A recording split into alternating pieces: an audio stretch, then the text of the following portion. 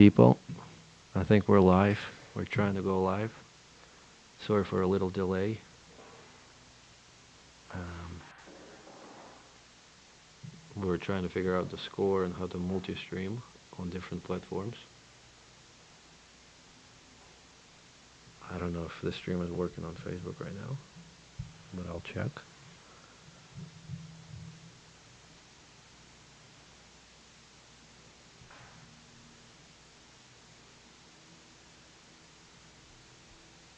It is working on Facebook.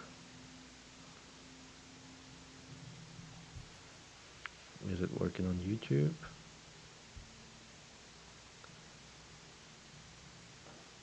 I think so.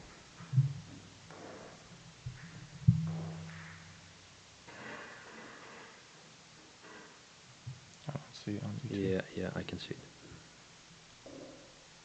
Yeah, we're live. Well, what's up, everybody? What's up, fellas? Billy is in town. He made it safe here. It's a lot of snow and ice on the roads here in Indiana and Midwest in general. So he's here already. We're practicing for a couple hours here. So mainly what we're going to play is, you know, the Derby City Classic disciplines. It's going to be banks, one pocket, and 9-ball. Today on the stream we're going to play one set of each. Short rack, banks, race to 3, then the one pocket, race to 3, and the 9-ball, race to 9. Just the same formats as the Derby City Classic.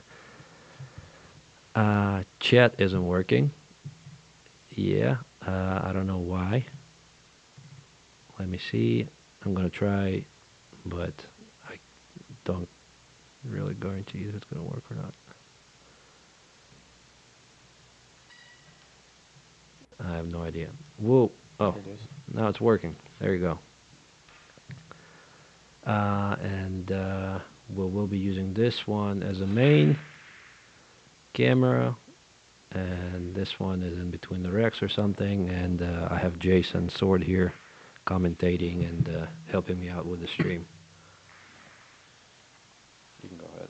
All right, here we go. Looks like we're getting ready to start. I'm going to turn on some music, and it's going to be just a chill stream, nothing crazy or intense. If something's wrong happening with the stream, don't go nuts over it.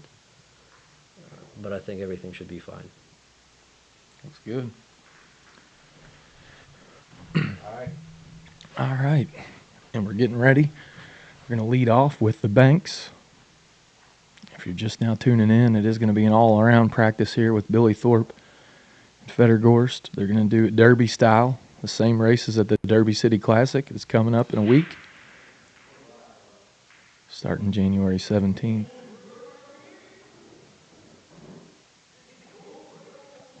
The first discipline that they play at the Derby is banks, short rack banks.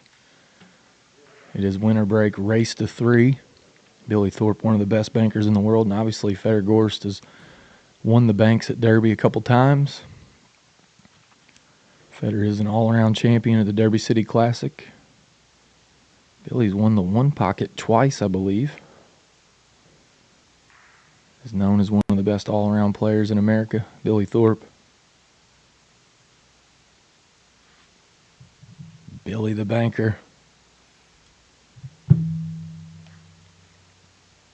Not sure what they're doing and when they're going to start.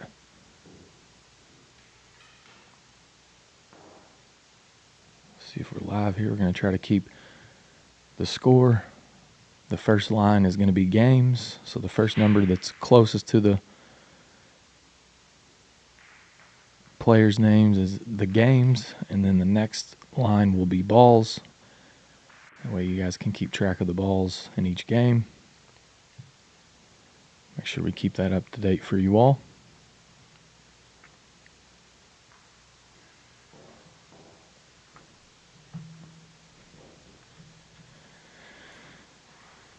And we are playing on a 4-inch diamond table here. Brand new cloth, just recovered last week.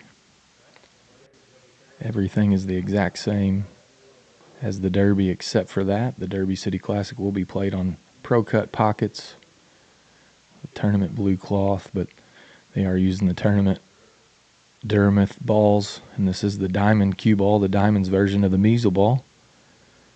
Has all the dots on it. Plays a little bit different than your traditional measle ball.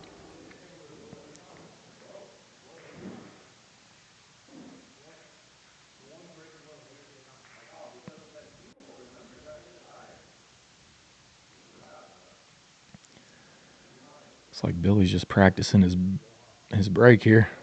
Not sure. I think they're going to get it going here.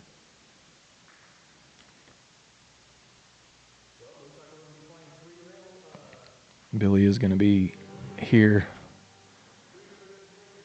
in southern Indiana with myself and Feder for the next few days leading up to the mini derb. The mini derb will be held at the Rail Yard Billiards. It's just a nice warm-up before the Derby City Classic.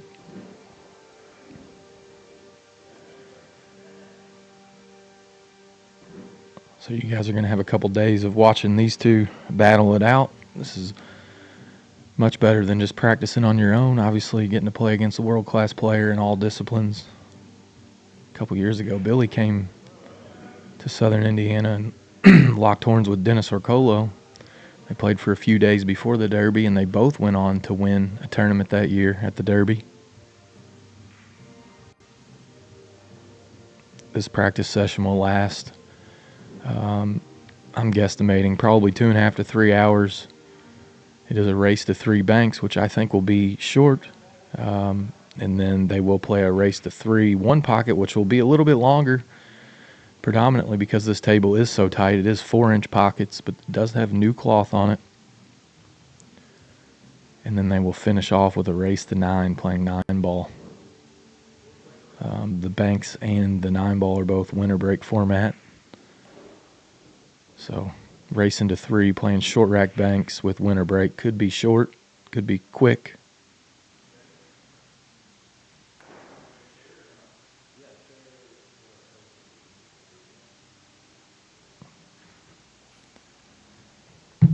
All right, looks like Feder got him some music on. I don't know if he's going to hit a few balls here first before we get going.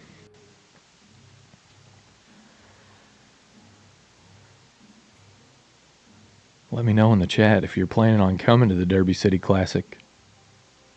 If you've never been to the Derby City Classic, you want to make sure you come check it out.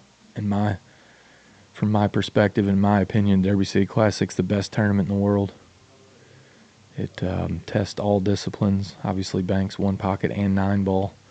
And there's also a Bigfoot challenge with 10-ball. 16 players are in the Bigfoot challenge. 10-ball is an invitational event. Always a nice field. Diamond adds $16,000 to the Bigfoot. Billy is not playing in the Bigfoot, but Feder is. And that is the only title that Feder Gorst has not captured at the Derby City Classic, is the Bigfoot Challenge. And honestly, it's probably his strongest game, playing 10-ball on the Bigfoot. Obviously, very, very tough field. 16 players, single elimination. It's a $1,000 entry. Diamond adds $16,000 to that event, so they double the prize pool. And here we go. Looks like we're lagging for the break, and the break is huge in this race to 3. Winter break, short rack banks. If you're new to the game, short rack banks is played with 9 balls. They will use a wood rack or the plastic rack there to rack the balls, so it's not with a template. It will be the one on the spot. So you would anticipate most players will be making the wing ball. Winter break, short rack banks can definitely be quick in a race to 3. Feder won the lag, so obviously the first breaker is a big favorite here.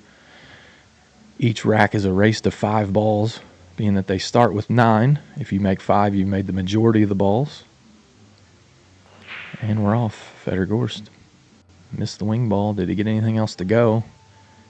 Does not appear so. So, banking Billy's up. We're going to get you to a main view here. We're going to delete the chat, get you guys a little bit better view. Billy's the first to shoot.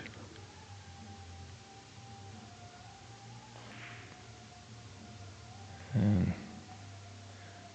like I said, very tough conditions here. Brand new claw, so it is sliding. Just polished the balls today. They are playing on 4-inch pockets.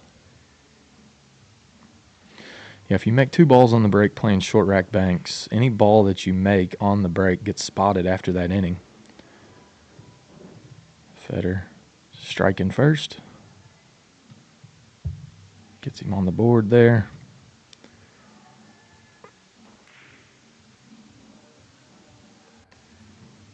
And 1 and done.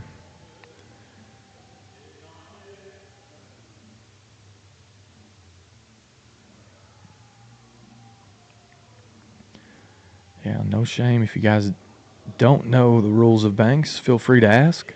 Obviously, Billy played that one cross-side, but he hit another ball on the way in, so it does not count. That ball does get spotted.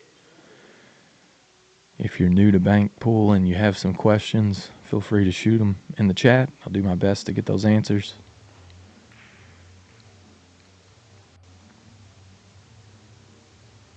Both of these players like to play pretty wide open, very offensive. There's some moving that happens in short rack banks, but it is more of a shooting game. Billy missing his first couple banks there, but bank pool's definitely a game of rhythm. You'll see once the players get it dialed in that it'll be very accurate.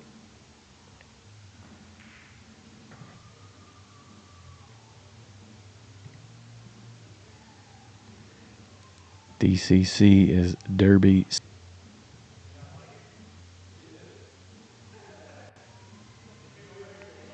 Yeah, Christy Cooper, you're in for a treat. The last 4 days of the Derby City Classic, I'm not sure if everybody in the chat is aware, but the Derby City Classic is making a change this year.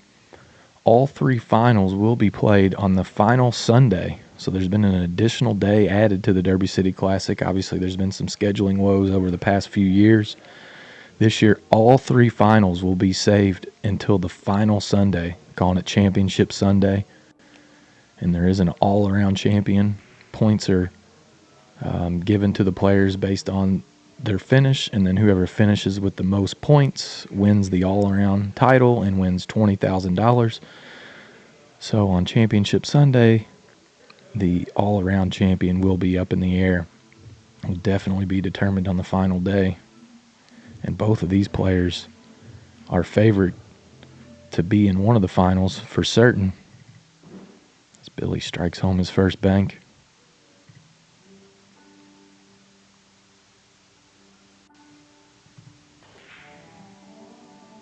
Way short there. Yeah, both players struggling a little bit here.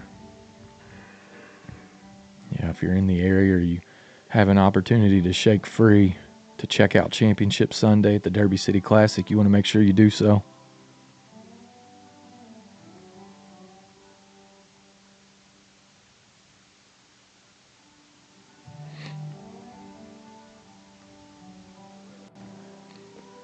So Federer's going to play the 2-ball, 2 rails. He called it 2 rails back underneath of him in the corner here. Key there, he was trying to play and not give up a shot. He may have given up the 9-ball. Didn't get the cue ball as far as he would like.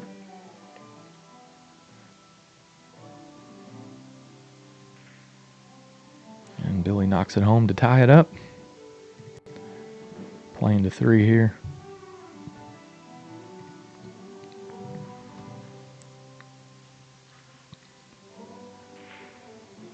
That's what the players are really playing for right there. You notice the cross side. Most really good bank pool players are trying to move and trying to get that cross side shot that Billy just knocked down.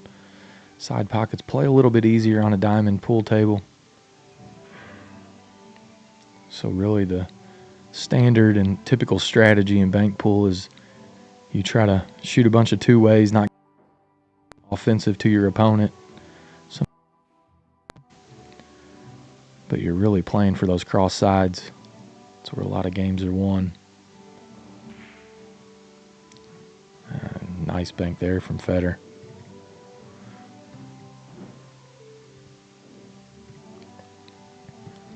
Tied up at 3. You notice there's 3 balls left on the table, so whoever knocks down 2 of the 3 wins.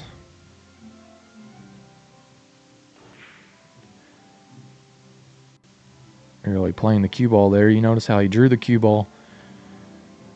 When the players start figuring out the speed of the table and really dialing it in, you'll notice the cue ball will be down on the rail frozen. Big part of bank pool is getting the cue ball on a rail frozen. It really limits, see how Billy's digging into the cue ball? It really limits the player's ability to do a ton with the cue ball if they're frozen to the rail.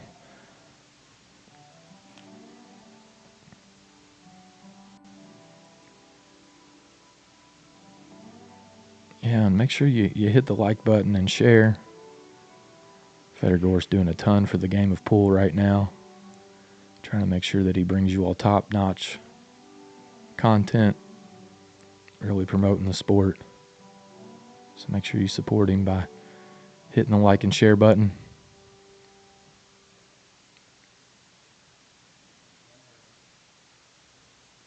Absolutely, Billy's competitive in banks. There's not a player on the planet that wants to play Billy Banks.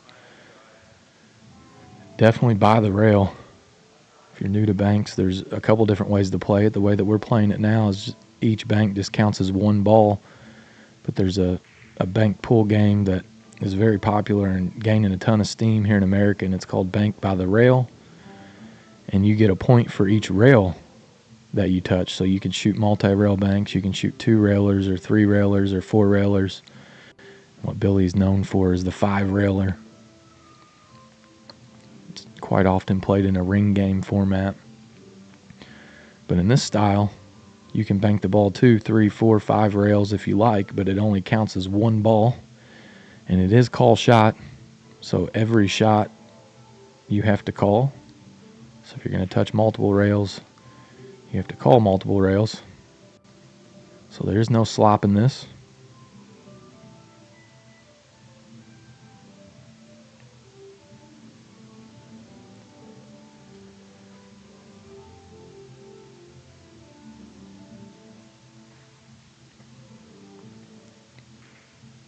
See if Federer can sneak this one by. Oh, that shows you right there how tight the pockets are. He hit that ball intentionally like that with the speed that he did, trying to sneak it past. Federer is using the 6060 white carbon shaft.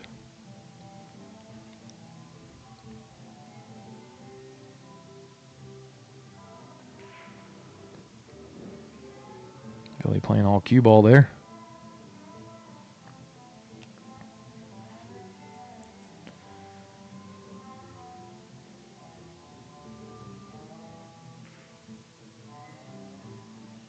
That one's going to hurt right there, I think. He may have gotten fortunate.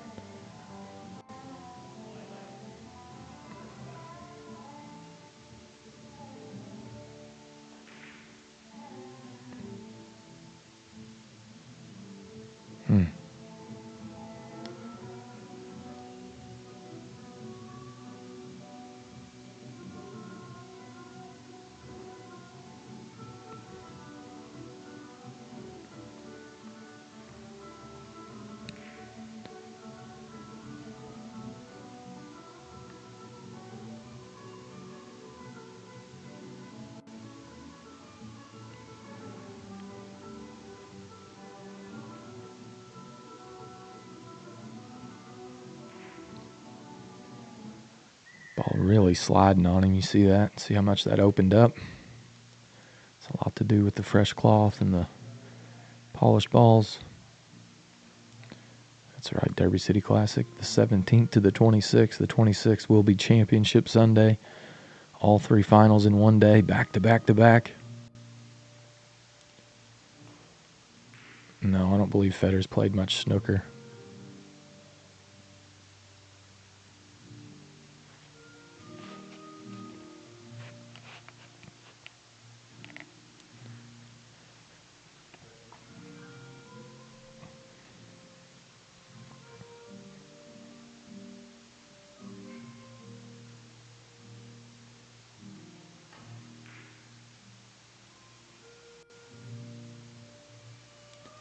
Wow, can't hit that ball much better than that. At the Derby City Classic, that ball would have fallen for certain.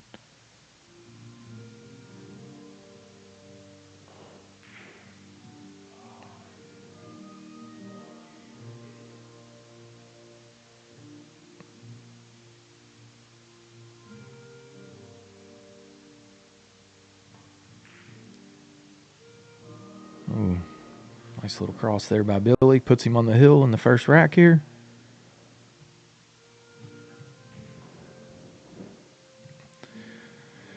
And you notice he just pocketed the one ball because he already made another ball unintentionally. Putting both balls on the spot. Putting Federer at a disadvantage because he's up table and forced to open up the balls. And that allows Billy a shot here at the 6 ball to win the first rack.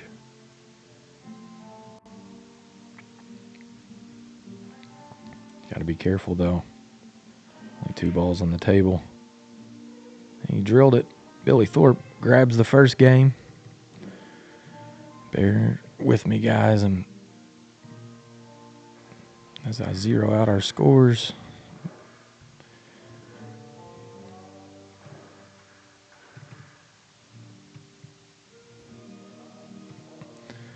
And it is winter break.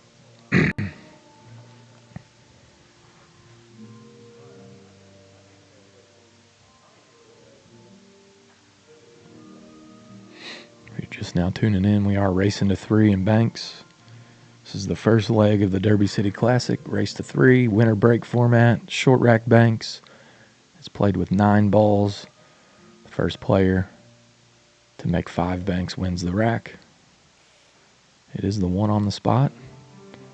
I know a lot of the 9 ball rules have gone to the 9 on the spot, but in the short rack Banks, it is 1 on the spot.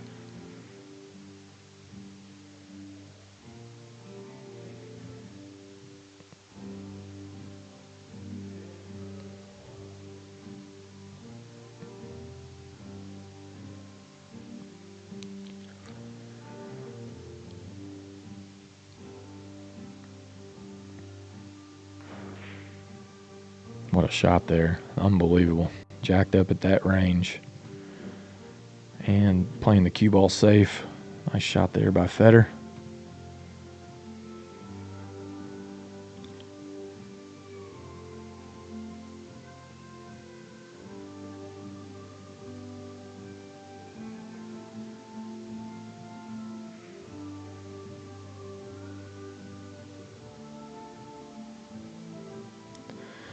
We are going to see some moving in this game. You notice how all the balls are in the top left quadrant of the table.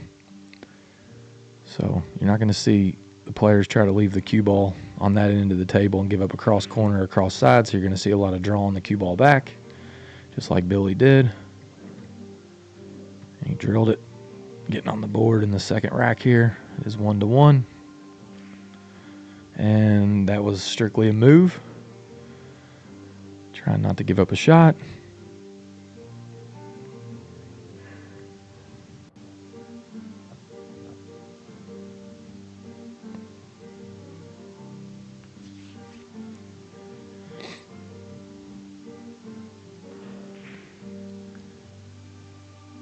Notice how they're bringing the cue ball back up table here.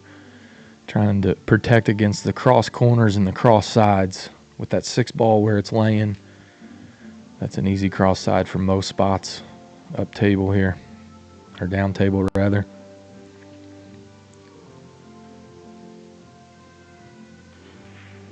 And Billy's just going to pocket that ball, give himself some breathing room.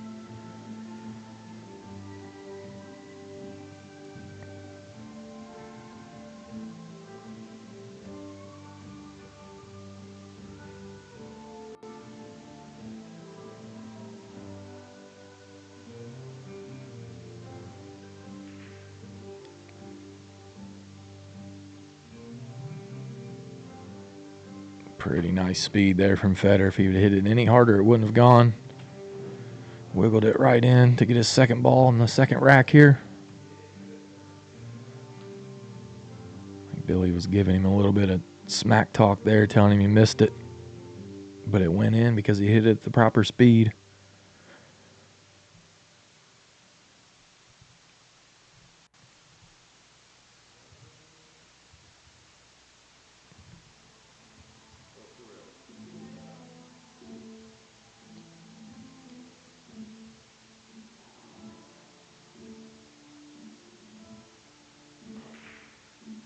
Federer called this one twice cross side. Pretty tough to execute that one on brand new cloth.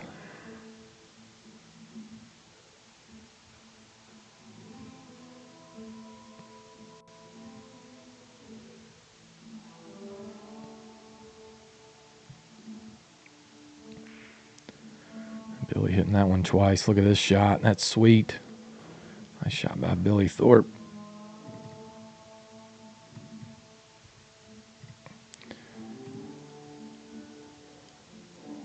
A nice cross side on the 9-ball here. Knocks it down. You do not want to leave Billy Thorpe a bank, that's for damn sure. Yeah, he's going to go one rail here on the 5.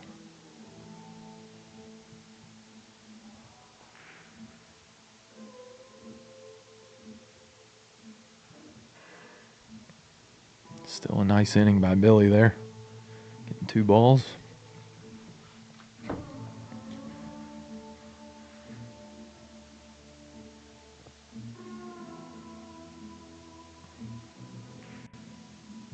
The ball really dove on him.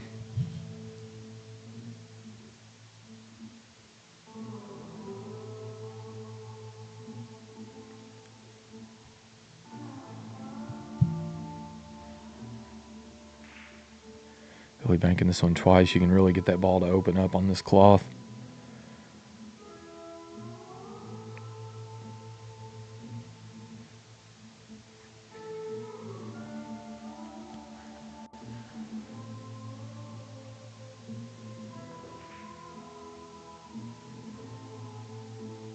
Can he beat the kiss? Ooh, just a bit outside there. Well struck ball. See what Billy can bank here. Shoot a multi-rail bank, I believe. 1, 2, 3, and 4. Can he get it to go? He did not want to make that 3 ball. But definitely pockets are limited here. With the 1 hanging over the side, the 2 hanging over the corner. The 5's also protecting the cross corner here from Feder, so I think he's going to have to play this 2 in the corner. That's what he's calling. So he's going to play this ball 2 rails.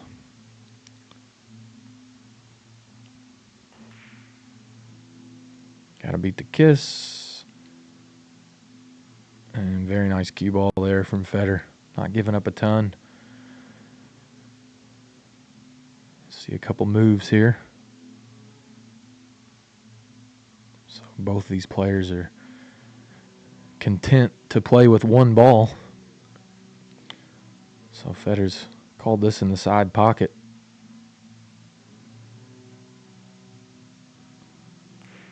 So 1, 2, and 3 in the side.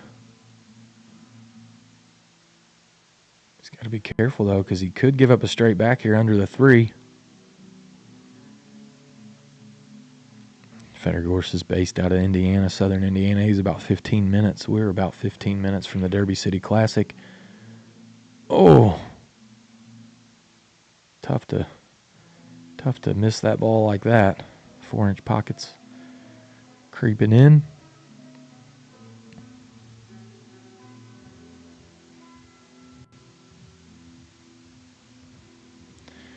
Probably going to see Billy shoot another 4-railer here. He might start making some balls. Might have the 3, 1 rail.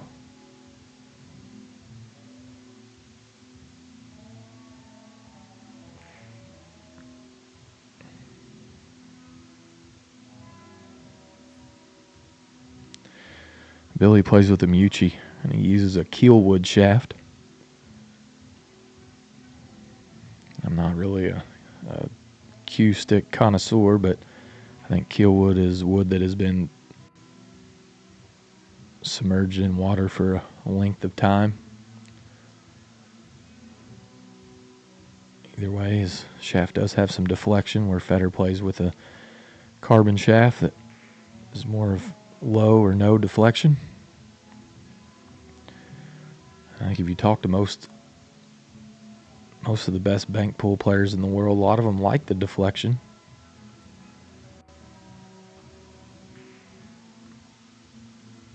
Very nice shot there by Feder, once again utilizing the speed to make that ball go down. Gets him to 3. Once again, we're racing to 2 balls here for the second rack.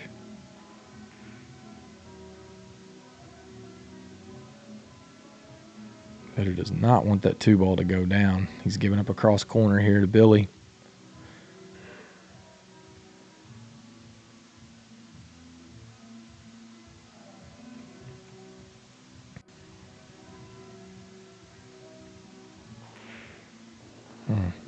Well struck there.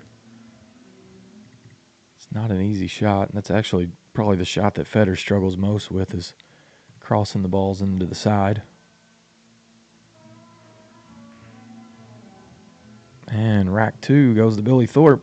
Could be a quick one here. The score updated 2-0, Billy Thorpe.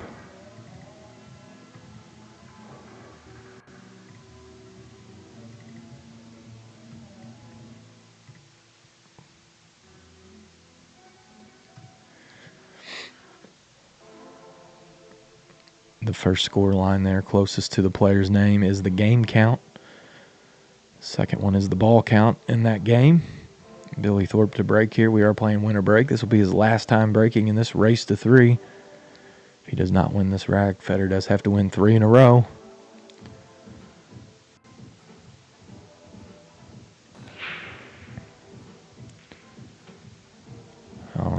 Federer might get a nice opener here.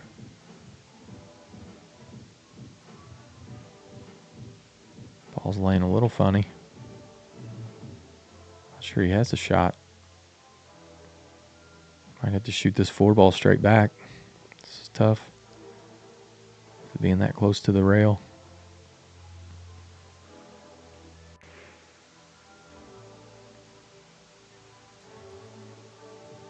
He didn't want the 4-ball to come all the way back down. With it giving him another cross side, so he's going to shoot the 1-ball to get started here. Up and down. Billy first on the board here. He's going to have a 6-ball cross side, I think. Not sure what he's looking at.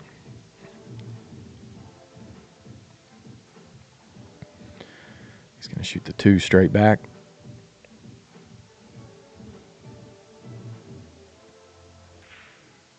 Stiffed it right in the hole. Banking Billy on his way to the first set in the all-around here. He's got a nice looking cross corner here on the 4. That's 3 of them bad boys for Billy. 2 balls away from taking the first set.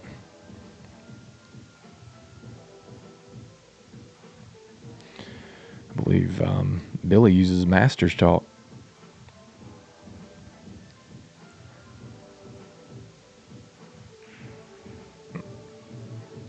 Ooh, and that could be a mistake there for Billy. You notice he's giving up a couple ducks there. Probably a pretty risky shot there. Not sure if he was playing in the competition if he would have chosen it. Oh, Federer misses a bunny cross side. I believe he's giving up the 9-ball cross corner here. Short cross corner. This will get you busted. And he puts it down, puts him on the hill. Hill for Billy. It's 1 cross side away from... Oh, Lord. So the player will go backwards there because he scratched. So he went from 4 to 3. Both of those balls will spot. So he'll spot the ball that he made, and he'll also have to spot another ball. Federer gets ball in hand behind the head string, so that second diamond there, he does get ball in hand. He has to shoot a ball outside of that, but he can put it anywhere he wants. Gets across side, knocks it down. And he's right back in the game here. He's got a nice straight back on this 7. Puts it home.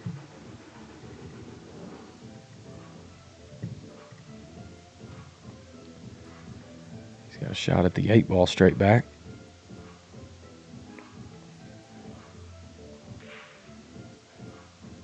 Ooh, just missed it.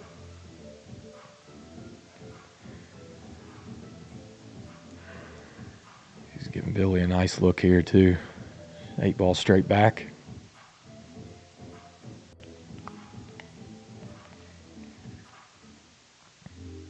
He's choosing the 3.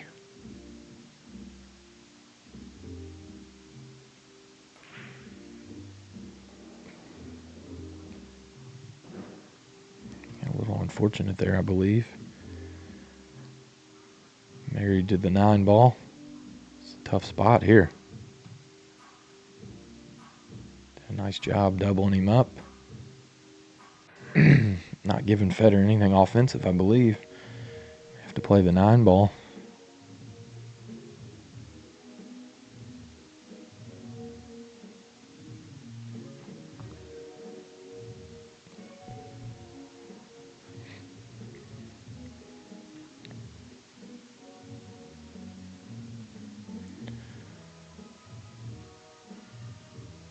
So he's got called 2 rails on the side here on the 9. And I think he made it. Oh, what an effort. Nonetheless, Billy's got a straight back for victory here of the first set. And a very nice one at that. He's got all the cue ball. Pretty straight angle here. Billy likes to hit him hard, and he can do just that with this bank. Drilled it home. Billy Thorpe is the winner of the banks. Billy Thorpe captures the first set of the all-around here. 3-0. And they're right into it. Lagging for the break. And this is what I wanted to see. This is a race to 3, 1 pocket.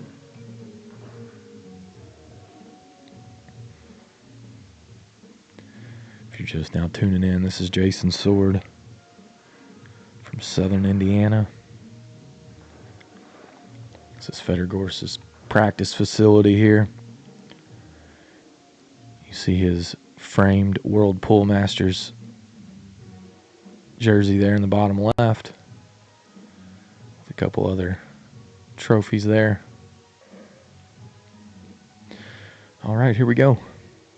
First rack of the 1 pocket. They're wasting 0 time right into it.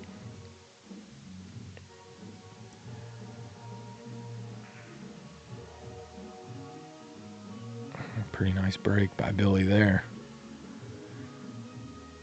It's a little tougher to get the cue ball on the long rail when the cloth is brand new. See Feder kick this 11 some type of way. Oh, he's just getting underneath of it.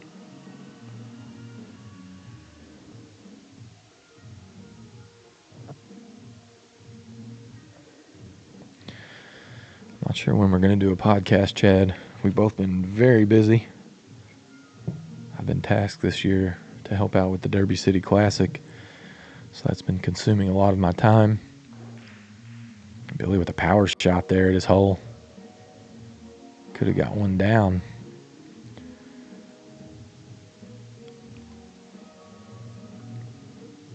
Nonetheless, a very nice spread for Billy. Only a few balls going to Feder's hole.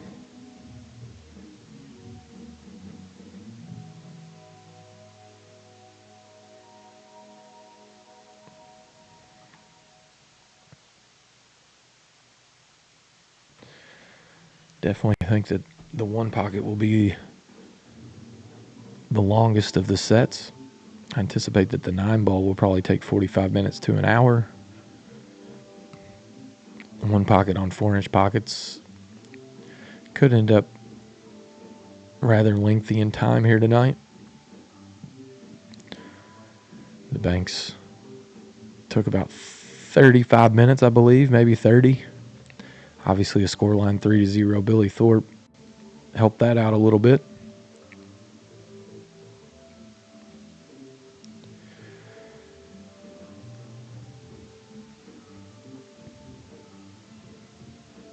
Yeah, I mean, absolutely. If you guys are out there tuning in, please do us a favor and hit that subscribe button if you're not already subscribed to Feder's channel. Doing a ton for pool. Trying to bring you guys top-level content. He spends a ton of time. Not a lot of people know this, but Feder actually creating the scoreboard that you see on the screen, setting up the stream, doing a ton of things, trying to grow the brand and really trying to grow the sport overall. Probably spent a little bit too much time on that, not enough on his cue ball as he scratches there. We'll see if we can put a -1 there on Feder's score.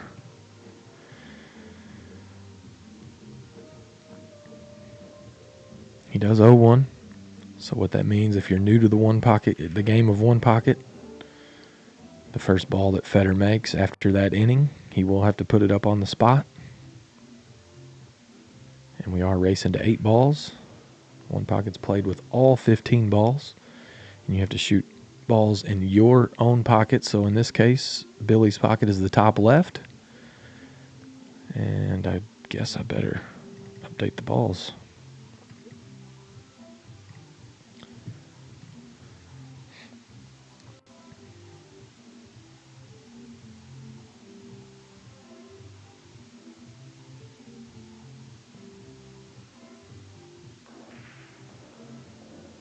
Nice combo there for Billy.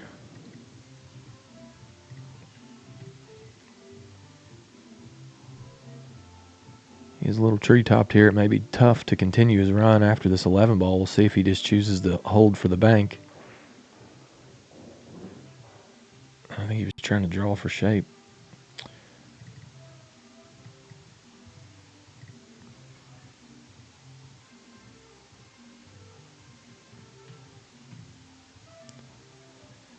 Yeah, I think I may have missed one of Billy's balls. I think he has 4. Let's see, 3, 4, 7, 10, 11. Yes, Billy has 4 balls. Sorry about that, guys. I slept one. Make sure I keep that updated. Nothing worse than watching one pocket not knowing the ball count, so I'm going to do my best to make sure that I keep that updated for you. I think Federer may have wired the 6 ball up for Billy there. Not sure if he can shoot it. Not sure if he can beat the scratch, but I do think it is. Yeah, Federer is currently using the baggy line chalk. The ball was wired to Billy's hole. Puts him on 5. He needs 3 balls to win the first rack here. It may be the day for Billy Thorpe.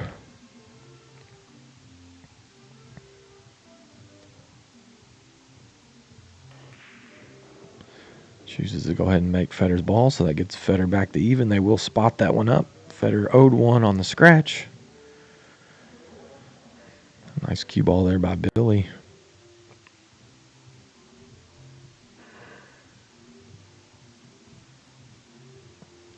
Yeah, Jackson, that pocket is tight. It's 4 inches.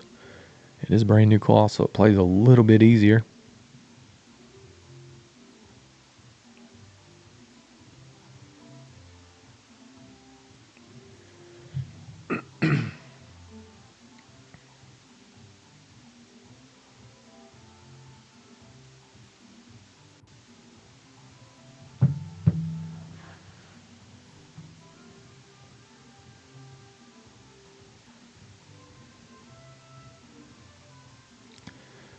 Federer's elevating here. He's trying to move. Oh, he thought he had a dead one. He's going to give up a combo to Billy here. I think if Billy can shoot it, he will. Not, he does have a bank on the 9.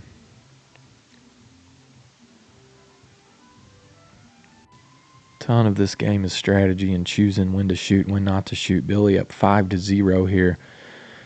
Really in command of this rack. So if Billy's smart and he's not 100% that he can make a ball, he's going to try to get stuff out of play. Because he doesn't want to make a mistake with all the balls in play like this. Because Federer can run 8.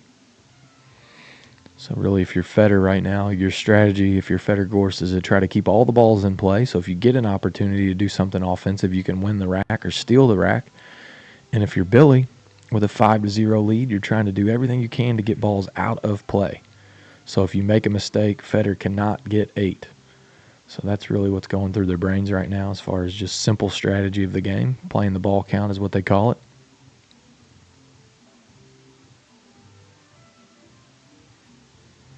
Billy's going to try to clear both of these balls here, I believe. I believe he's going to try to bank the 15 into the 10, moving them both up. He chose just to move it out.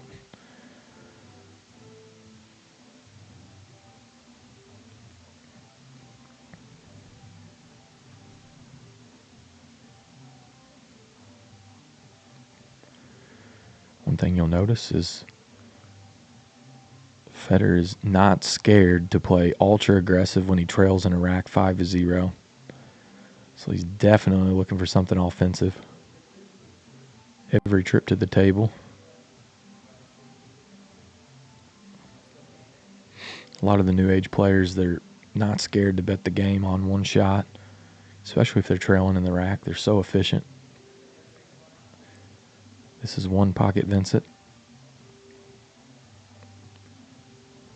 He's going to try to chop this one in, I think.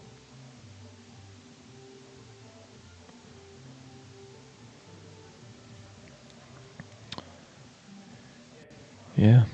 See Billy kicking here to make the 10.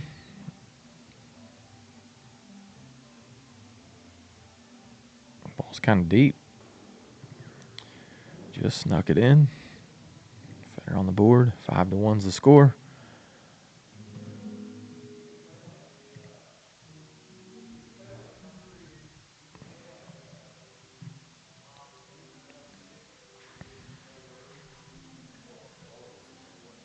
Yeah, we'll see if we can maybe get some guest commentators. I know that they're going to be playing for a couple days. I think they're going to do something similar to this tomorrow. No, Tony. Actually, I'm trying to shake off the J. Diddy nickname. P. Diddy ruined that for me. I think I'm just going by Jason now. J. Diddy had a good run.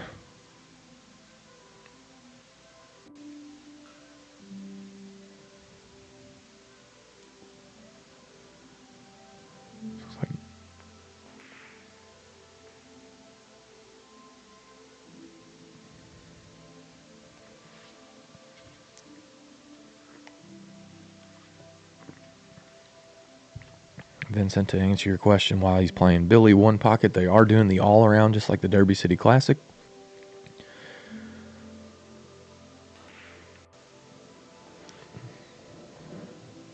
And Billy doing what Billy does, just banking them home. There we go, J-Dog, I'll take it.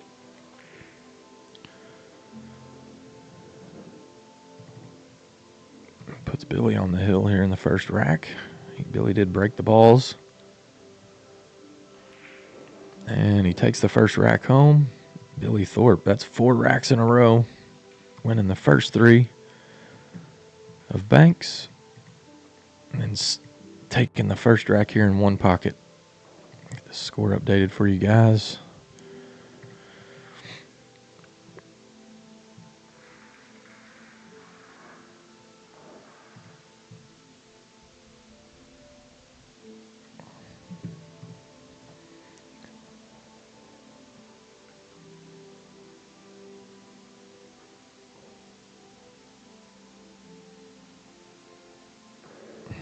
What does Team USA have to do to compete against Europe at the Mosconi Cup?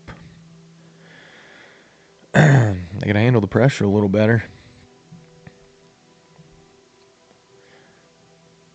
But really, we need some new upcoming talent.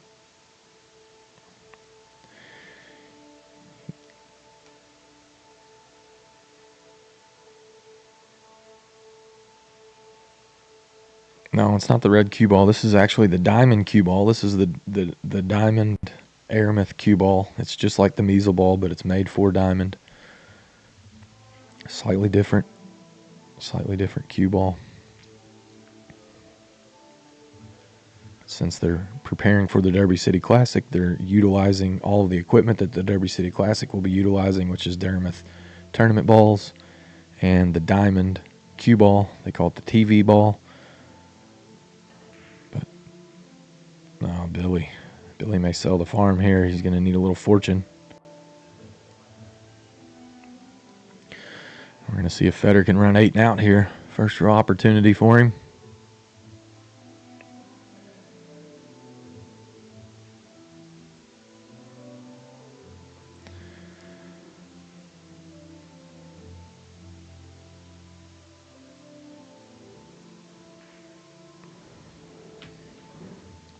Yeah, absolutely. No argument that Feder needs to play a little better in the Mosconi Cup for Team USA to win. No doubt about it. And Feder loves the event. Make no mistake about it. It's just a different type of pressure, you guys. I'm telling you right now. There's a reason why that SVB players on the planet and struggled in the Mosconi Cup. It's completely different when you're playing for yourself as opposed to when you're playing for your team and you're playing for your country. It just hits a little different.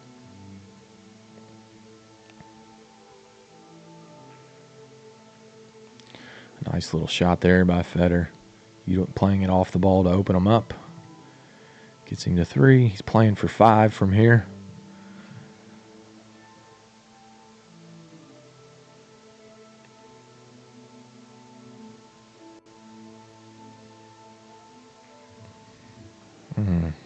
Didn't control that the way that he had liked. Halfway home here. Gets him to 4.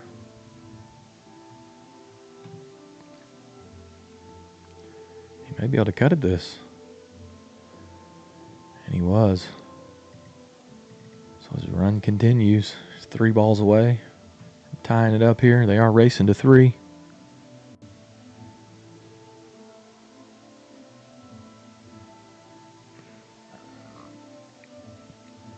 Wiggled that in. Looked like he missed it down the rail.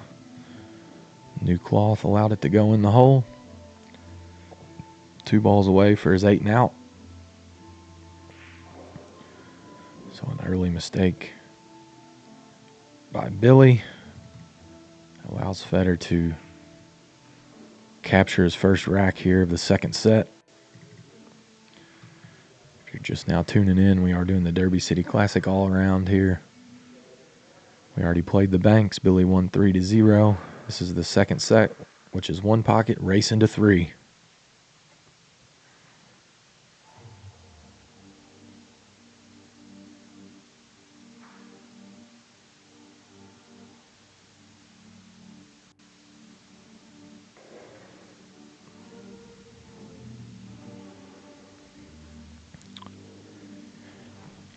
All right, Billy Thorpe to break. Rack number 3.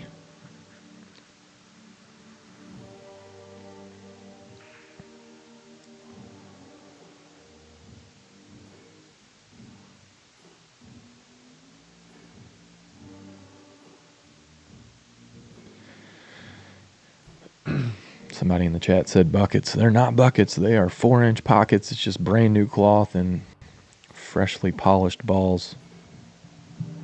So the pocket will accept it if you hit it at the right speed, but the pockets are very, very tight. Feder doing a lot right there. You notice a little subtle budge or nudge on the 4 ball. Really will help him in the upcoming innings, getting that 4 ball a little bit further away from Billy's hole.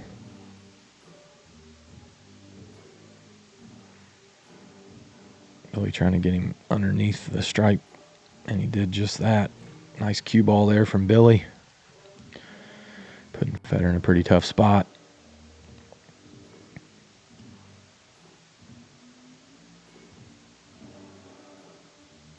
There is no purse here, Brandon. This is just playing for pride. Both players preparing for the Derby City Classic.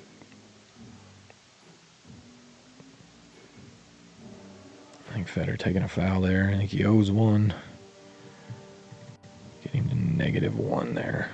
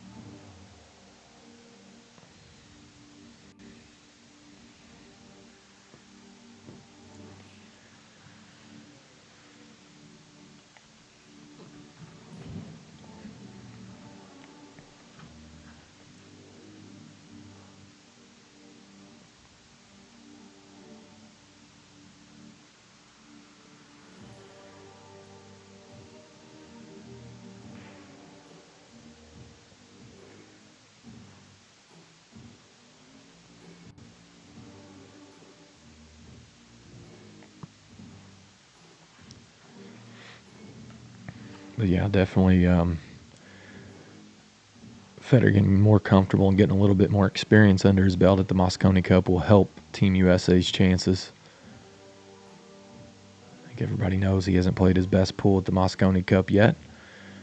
Definitely showed signs of being able to handle the pressure a little better this year as opposed to last year. Continues continue to get better each year as he plays. It's just a different type of pressure, you guys. It's easy to throw a lot of shade players' ways when they don't perform their best under those circumstances and short races against world-class players, but it's not easy.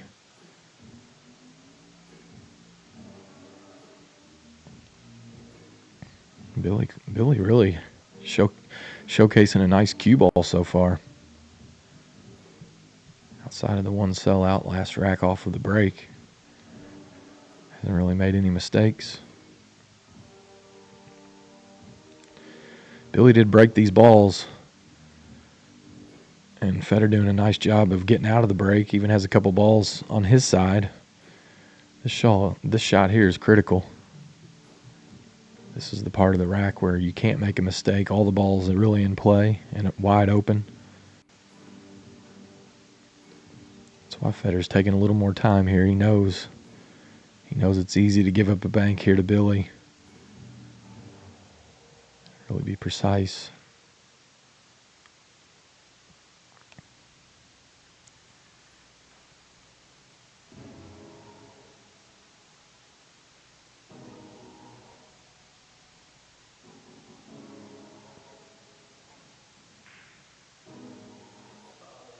Oh, got a little rub. Some body movement there.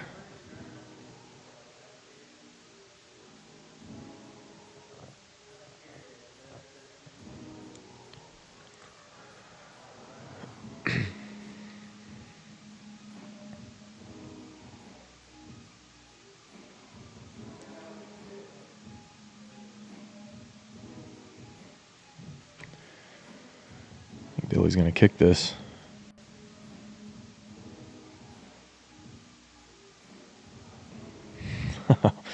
Oh, man. Tony Best, you're a comedian in the chat. He says, we need Hennessy, Strickland, C.J. Wiley, and B.J. for Team USA. Oh, man. What a squad that would be.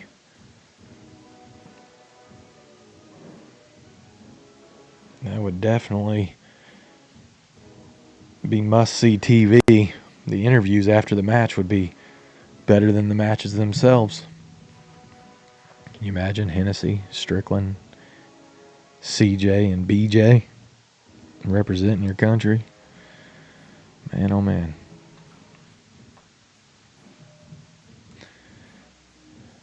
And Deshane.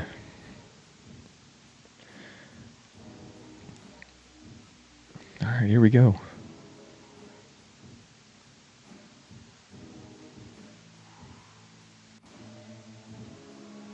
No, Patrick Bradford, I don't think Bergman's coming to the Derby City Classic this year. Hasn't been the past 2 years. He's always in the hunt for the all-around. Justin Bergman, one of the best all-around American players.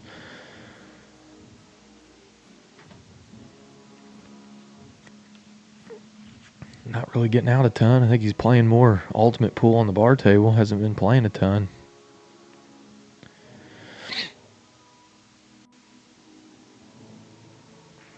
Billy drawing up a bank here. He better hit it. He better knock it down because Federer's going to have a shot.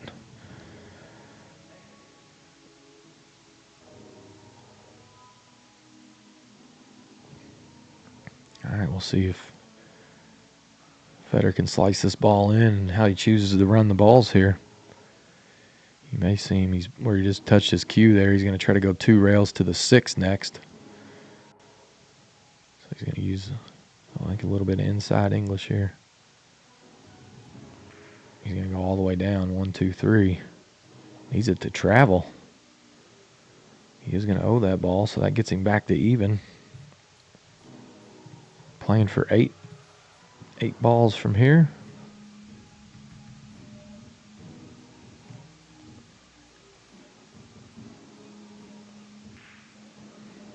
Nice cue ball there. Doesn't want to get on the 9. Wow. Put himself in a tough spot there. That is going to end his run. See if he just gives this ball to Billy.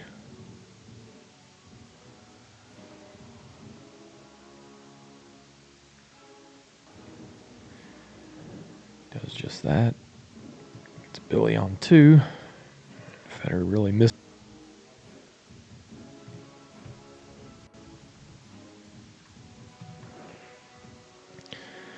And this game may take a while here. You notice anytime the cue ball's underneath all the balls and they start pushing them up table, Federer's going to do the same here, I would imagine.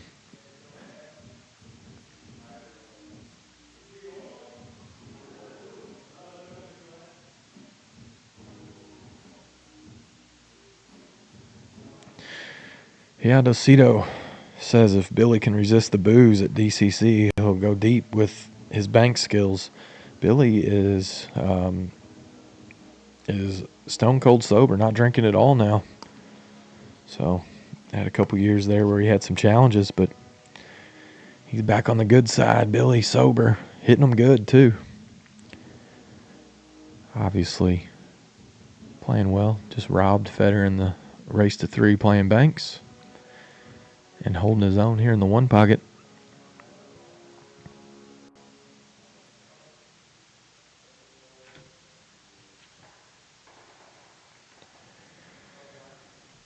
Let's see, let's make sure we got the ball count right here, guys. I'm sorry.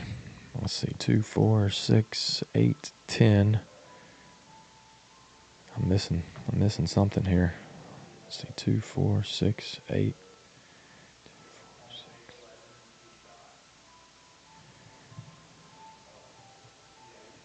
Yep. I'm sorry, guys. I missed the ball there. I believe Federer does have 2. Maybe he didn't spot one. I'm still missing one, though.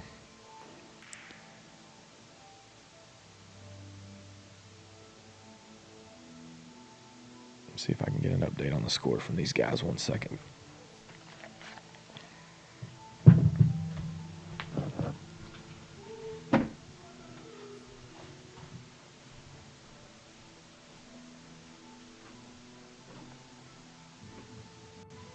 Hey, Federer, what's the ball count? 2. Billy? 2-2. All right, cool.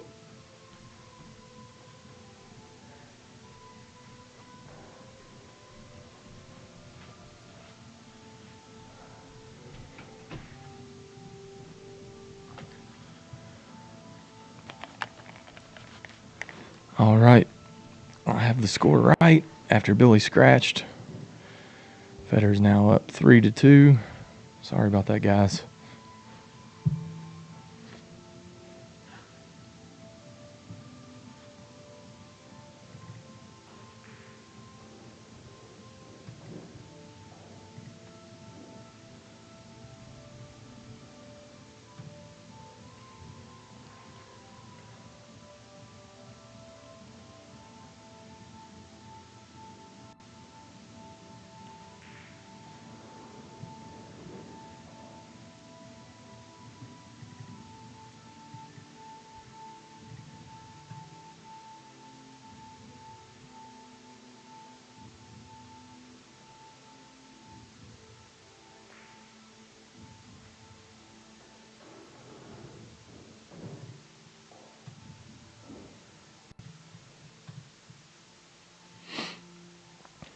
Federer knocks his bank down. He may be able to get out.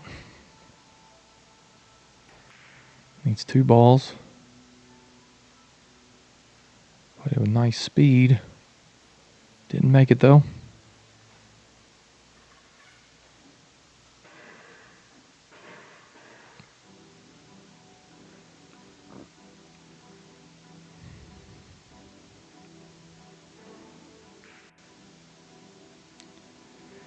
Yeah, I think there is a mic. There is a mic in the above the table. Let me know if you guys can hear the ball. I wonder if Federer ever smoked weed before. Not sure, Matt. I can tell you this. If he has, like most people have, I would assume that he probably has, but he doesn't. Obviously, a big part of the game is mental clarity, especially for him.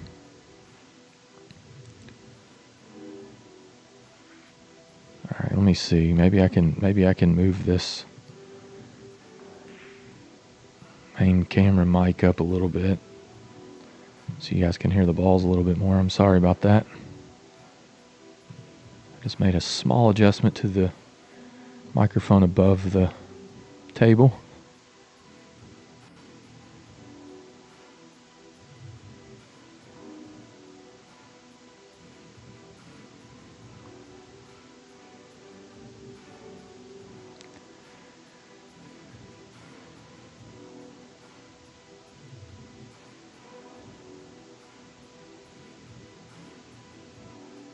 Yeah, of course, top pros can smoke weed and drink and still perform, but it's much tougher to do so.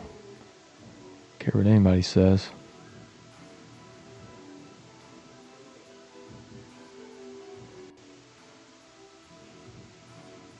Yeah, I mean, there's nothing wrong. I'm not saying there's anything wrong with smoking weed. I'm not saying that. I'm just saying in general.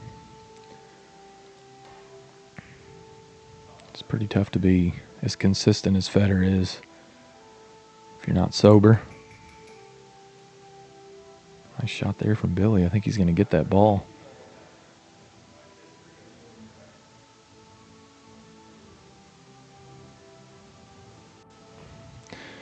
Yeah, you're right. Austin, Federer is utilizing a different cue. He just made the switch to his own line of cues produced by 6060, Viking, White Carbon.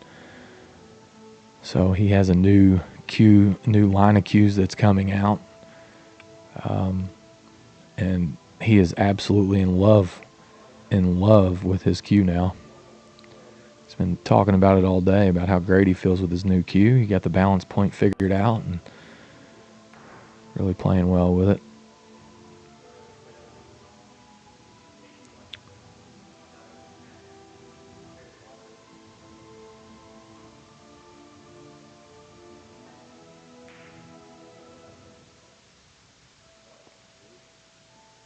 Yeah, Slim, he just switched to a 3-inch extension. He was swapping back and forth to multiple extensions. So Federer, obviously always trying to innovate and always trying to figure more things out so he can move his game 0.5% or whatever. So he kind of toyed with, over the last year, utilizing different extensions for different shots based on where the cue ball location was and where his bridge was. But I think you're going to see him stick a little bit more with the 3-inch on most shots now. I think that's something that he's been practicing and trying to tweak. So you're always going to see something different from Federer. He's doing everything he can. Look at this unbelievable bank by Billy, and opened the balls up to give himself a shot, trying to steal this game away from Federer. But yeah, you're always going to see Federer trying to improve in slight ways. And, you know, one of the number one ways to try to improve is to try to tweak your equipment to where you're a little bit more comfortable. So he's always trying to do that.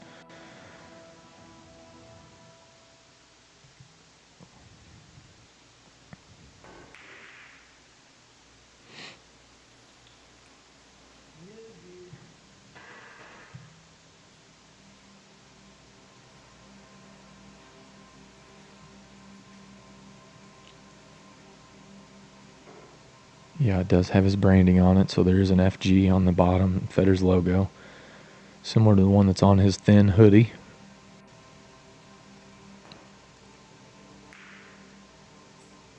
Nice shot there by Federer. I believe that's going to get him on the hill. Maybe.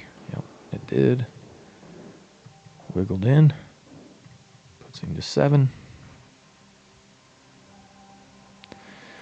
Sorry, Justin, I do not know the make and model of this camera, but 2-railer just a little long.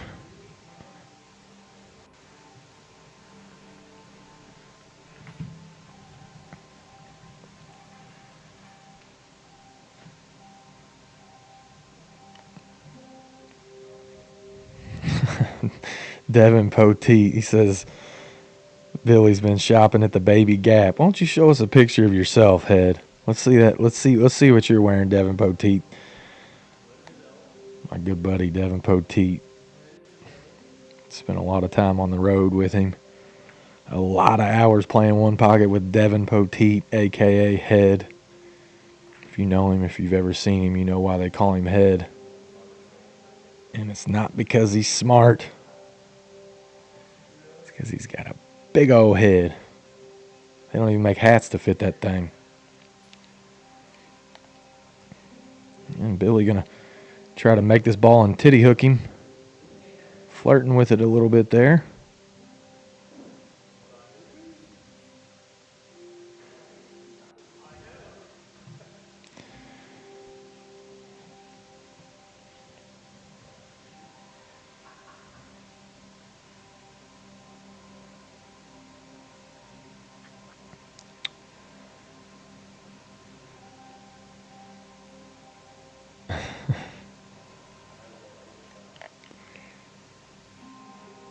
Deep shelf, yeah.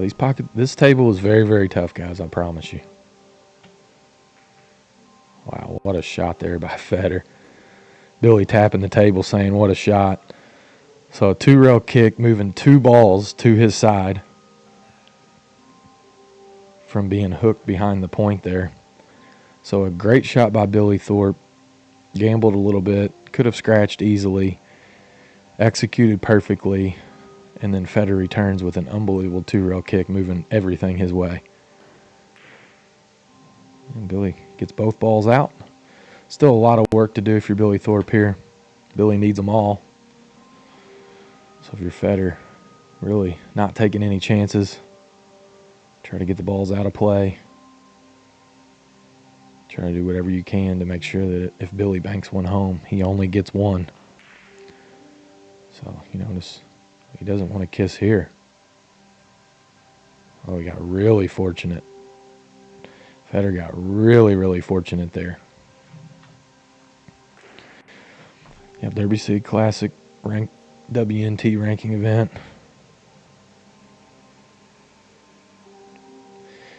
Yeah, we need to get some prop bets going back, guys. So if you're in the chat and you can think of a good prop bet, let's get them going. I'll tell you what, here's a good one. Outside of my house, right outside of this facility, this training facility that they're playing in, we have a lake. And as you can imagine, we just got a huge snowstorm, so there's over a foot of snow. And Billy and Federer were both talking about jumping into the lake today. And Billy said, "I'll do it if you do it." And Federer said, "I'll do it." And then I think Billy's backing out. So if you know Billy, send him a message or go out to his Facebook and put a post and tell him you want to see him do the polar plunge tomorrow. Maybe we can go live here on the YouTube channel with those two idiots jumping into the lake. And Federer said as soon as he gets done with the jumping into the lake, he's going to run straight to the sauna. So if you'd like to see that tomorrow, make sure you jab these players a little bit and get them to do the polar plunge.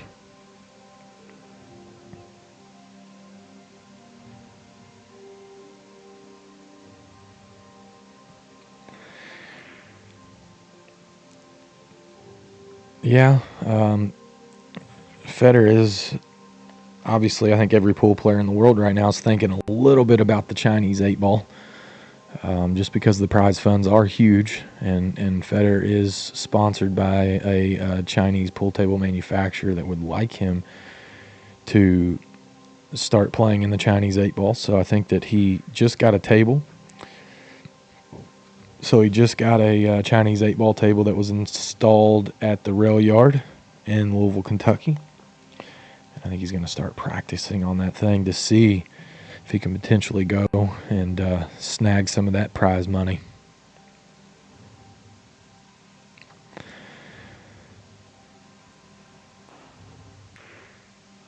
Yeah, James says he wouldn't risk. Wow, that's not a good shot from Federer. He made the ball, which puts it in play. Oh, and leaves Billy straight in. Billy's going to snag 2 balls here and probably going to have a bank on the 9 after it.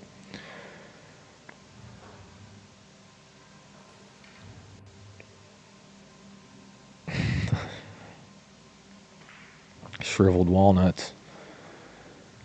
Absolutely. Imagine. Puts Billy on 5.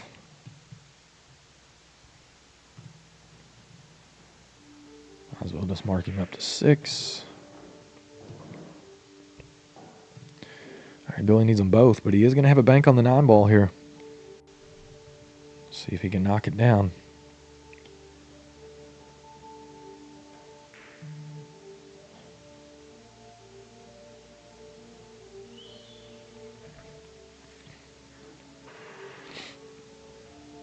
Yeah, that's a great idea. Loser takes the plunge. I'm not sure Federer's going to go for that right now, mid-set, but maybe we do that tomorrow. Maybe that's the bet. That's the bet in the all-around tomorrow. I'm going to tell these guys that's what we'll do.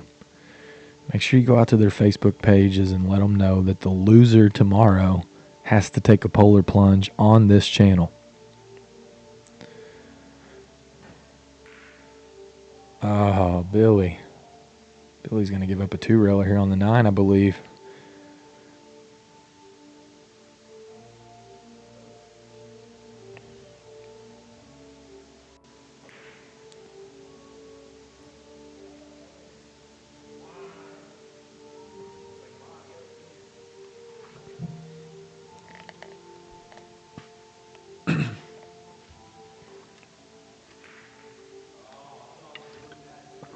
Wow, that is a brutal kiss scratch from Billy Thorpe right there. He's going to go backwards, and he has to spot a ball up.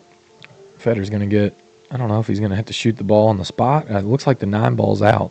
If the 9 ball's out, he can just shoot that right in his hole to win the 3rd game here and get himself on the hill in this race to 3 one-pocket Derby City Classic style. And he does just that. He's going to go count and make sure, but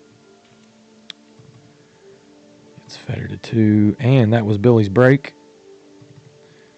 So Federer, a big, big favorite from here, breaking the balls up 2-1.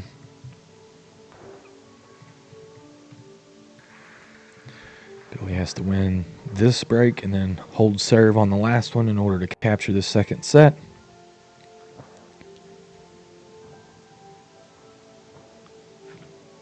I don't know. I don't know if Billy needs a hair transplant. I think he looks pretty good with the buzz cut.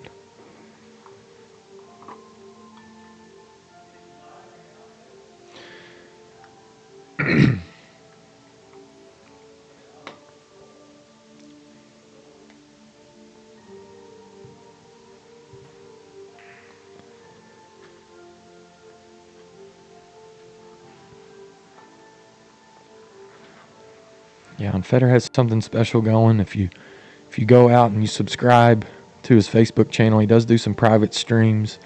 He does a weekly drawing where he gives away things, and then also he does exclusive for his viewers, or for. He just raffled off a World Cup of Pool frame jersey like you see in the top left-hand corner. That's his World Pool Masters jersey that was framed. He did the World Cup of Pool last week for his subscribers. It's $5 a month. You get exclusive content. So if you're a Federer fan and you choose to support what he's doing and the channel that he's trying to build, make sure you get out there and subscribe. Also, go check out federgorst.com. You can go to the shop portion of it. He has a ton of merchandise. He's going to be releasing a lot of merchandise at the Derby City Classic. So if you're going to be at the Derby City Classic, make sure you check him out. He is going to have a booth. I think Billy took a foul there. Yeah, Federer's going to have a booth at the Derby City Classic this year selling his merch. So if you're a fan, make sure you check it out. And also make sure that you take a look on his website for his merchandise drops.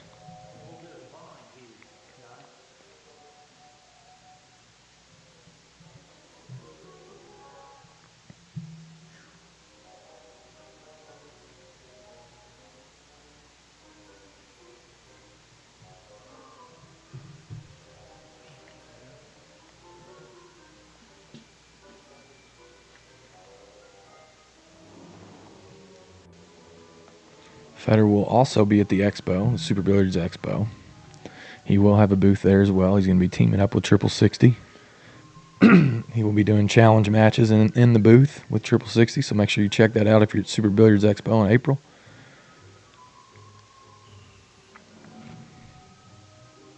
But it's going to be really cool at the Derby City Classic. I think Federer is going to have 6 different T-shirt designs. He's going to have 3 different hoodies. Obviously, he's going to be doing signed merchandise as well. I think Billy may have fouled again. Not sure, but nonetheless, he sold out. Federer's going to have a combo to start it here.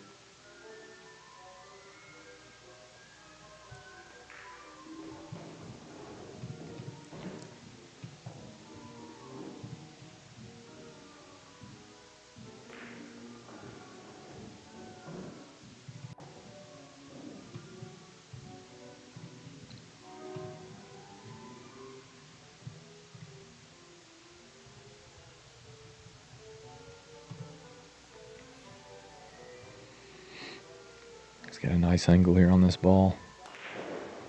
Goes into the pack. Opening it up. He's playing for 5 as Federer. Gets him on 3. He is on the hill this set. Everything could be decided by the 9 ball. If you're just now tuning in, we are doing the Derby City Classic all around. Just like the Derby, race to 3 in banks. Billy won 3-0. This is the 1 pocket portion. Federer's up 2-1. The scores closest to the players' names is their game count, and then the second score is their ball count. Federer needs 3 from here. Fully expect him to clean them up. He's underneath the ball here, so he carries a nice angle. See if he plays back for the 5 or if he is.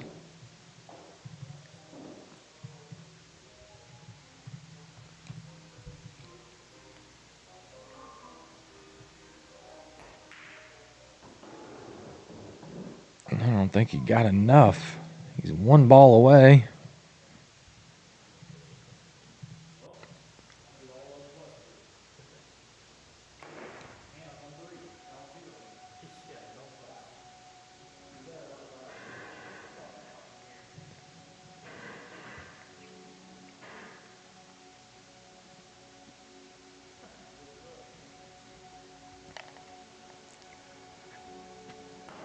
Yes, Billy Thorpe played the Derby City Classic last year.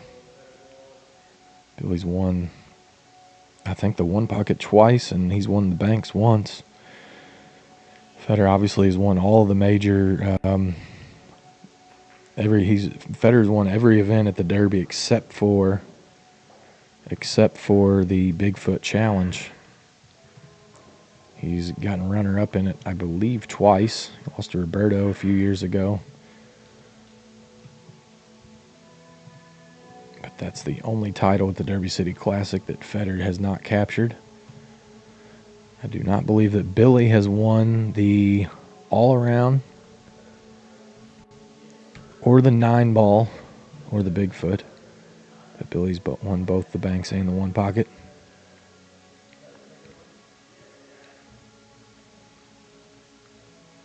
All right, now we're doing a race to 9 ball.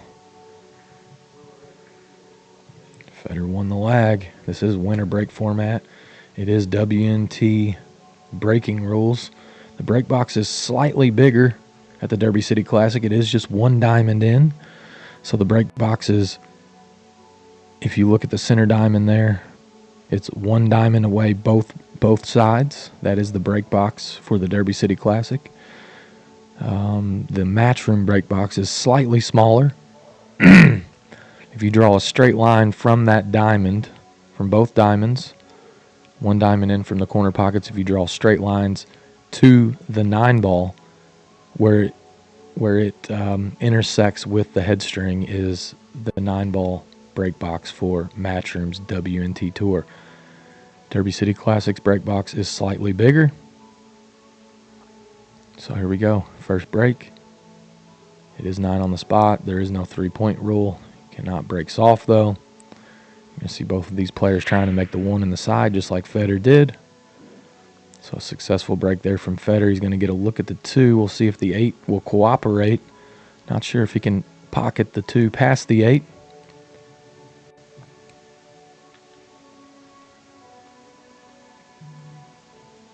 Nonetheless, he's got a clean look at the deuce. He is playing safe, trying to utilize the 7 ball. He's done pretty well. One other change to the Derby City Classic this year is there will be jump cues allowed. Jump cues will be allowed at the Derby City Classic for the 9-ball portion. In years past, the jump cue has not been offered to the players. They've been forced to kick. Obviously, that change is due in large part to the fans. The fans like to see the jump cue, most fans. Billy going right to the jump cue. Trying to get out of the trap here.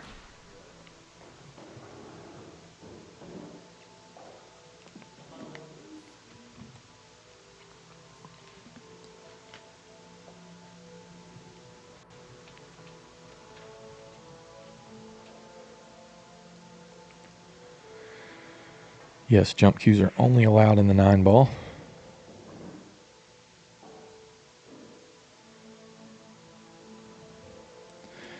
Nice shot by Billy there. I'm with you, Matt. Always more impressed by a kick shot than a jump shot. I agree, but we are in the minority, my friend. Most casual pool fans that are watching thoroughly enjoy the jump cue. And in order for the sport to grow the way that it should, you got to give the fans what they want. Whether you like the jump cue or not, it is an exciting shot for the fans. And in order for pool to grow, we need the fans to enjoy what they're watching.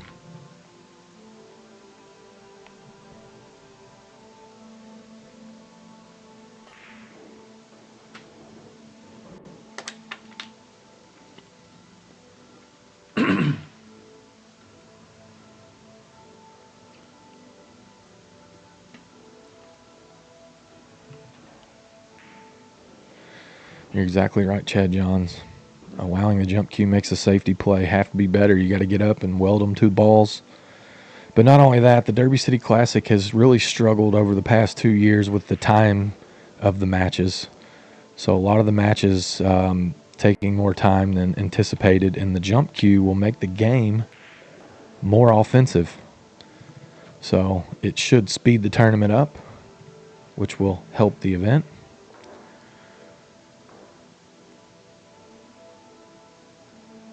But I don't disagree. I really appreciate a nice kick safe, and I always love a good safety battle.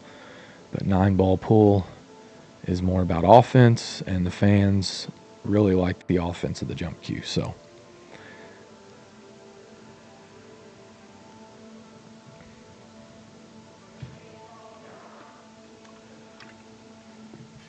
all right, Billy Thorpe strikes first in the 9-ball.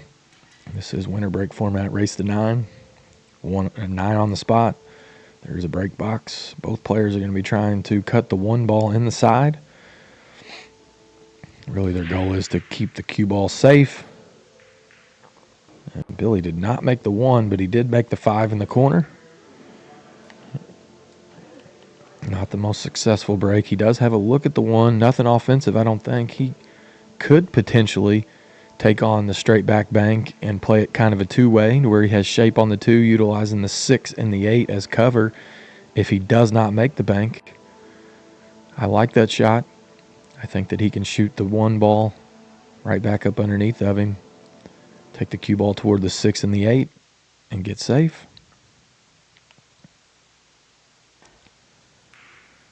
And he's done just that. How'd he do? Did he make it?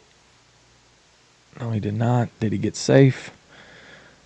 Does Federer have a jump shot available? We'll see.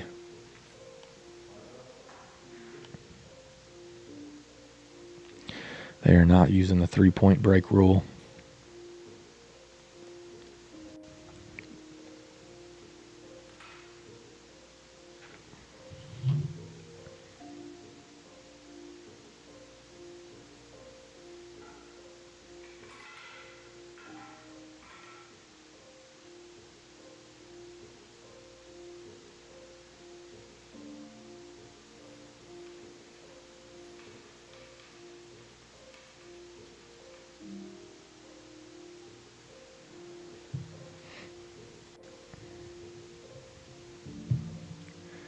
Yeah, the problem with this jump shot, it's going to be tough to carry shape. So we'll see if he may be jumping safe here. He went offensive. He's going to sell out. Very thin, tough cut for Billy here. We'll see if Billy chooses to just play safe or if he takes a whack at it.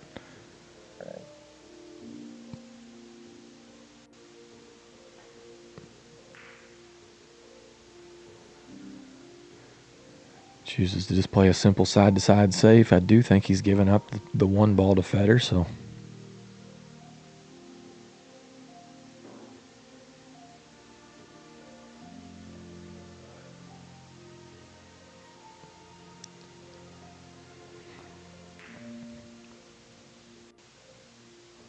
I don't think Federer's going to like this.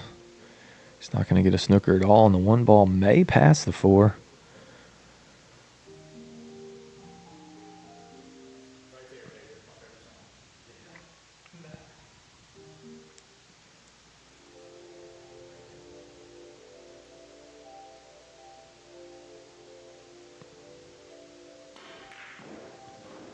Wow, nice shot by Billy there. Is he going to get a bump? Is he going to get a look at the 2? I think he may be slightly hooked. May see a safe here. He may be able to jump.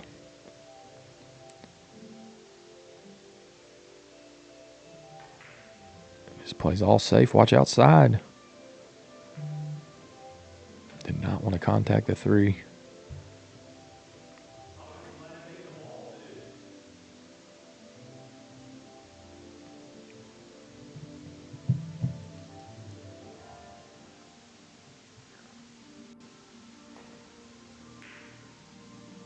Federer went offensive.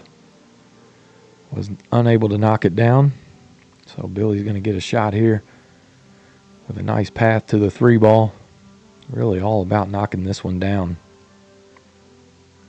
Getting shape on the 3. Looks like he's digging into the cue ball. Wrapping 2 rails. Watch out 7. Kind of surprised that he didn't just go underneath the 7. Nonetheless, he's going to have a nice save here.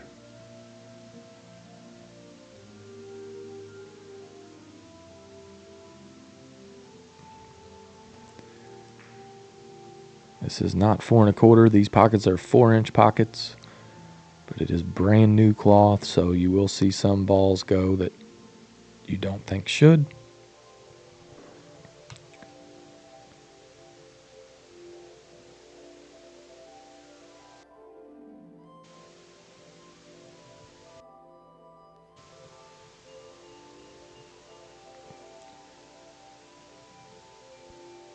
Be careful. Needs it to go.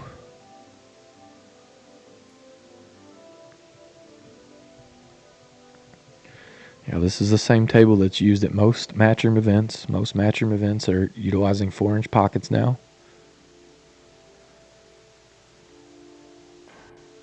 No, Derby City Classic does not use 4-inch pockets. Derby City Classic does utilize Pro Cut pockets, which are 4.5 inches. A couple years ago, Derby City Classic did use 4 1/4-inch pockets, but it slowed down the tournament tremendously. So they switched back to 4.5-inch pockets. As you can imagine, 3 fields of over 400 players, and the 9-ball has 500 players. It is tough to get all those events done on very tough equipment. So 4.5-inch pockets is the new standard for the Derby City Classic.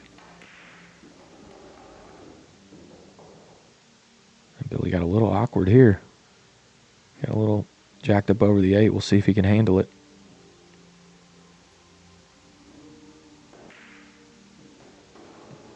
Knocks it home.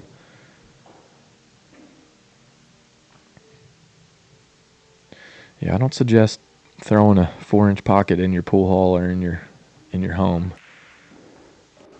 Obviously, with brand new cloth, the pockets play quite a bit bigger, but once they get broken in, they are very, very tough. As we said that, Billy misses the 9-ball. Federer gets his first rack in the 9-ball race to 9.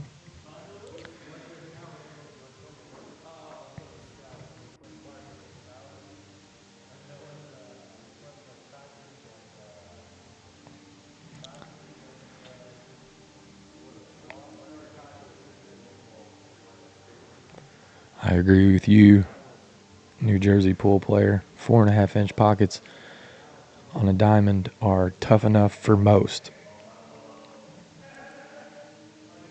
Commentator's curse got Billy there. Personally, I think that 4.25-inch pockets are the right size for all games. Obviously, if you have a pool hall and you have, a lot of tables, to have a 4-inch pocket table for one pocket is fine for gambling. But I think if you are going to choose the table to play all games, I think 4.25-inch pockets are the best. Golden break for Federer. So, missed 9 ball has already cost Billy 3 racks.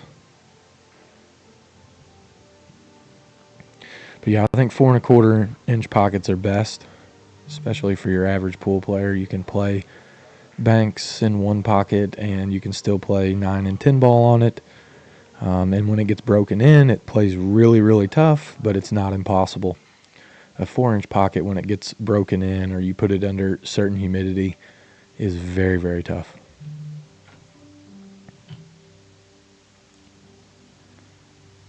Without question, diamond pool table over Predator. And I think 4.25-inch pocket for your home is perfect.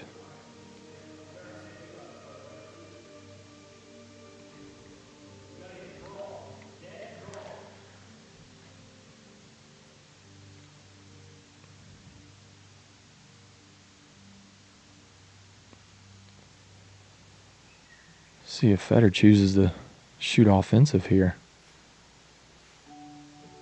He's looking at potentially a 2-way. Could go shoot at this ball and go 2 rails under the 3, get cover, even if he misses it. Or he could choose to just go all offensive. And he was doing my shot. Bank on the 3. I think we're going to see him.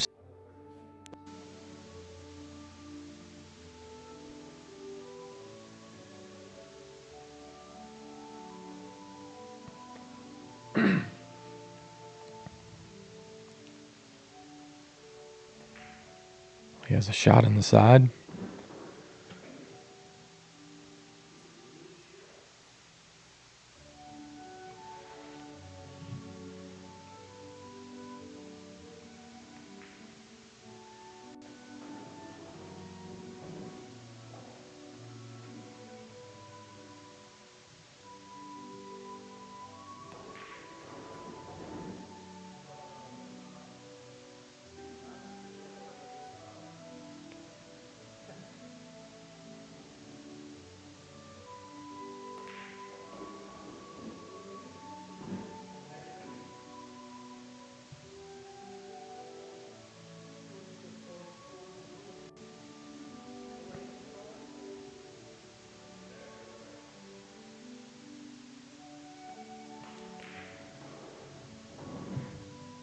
And a big missed 9 ball from Billy Thorpe. Was looking to go up 2-0 in this race to 9. And then Federer obviously won that rack. Had a golden break in the next one. And then this would be for a break and run if he is able to knock the 9 ball down here.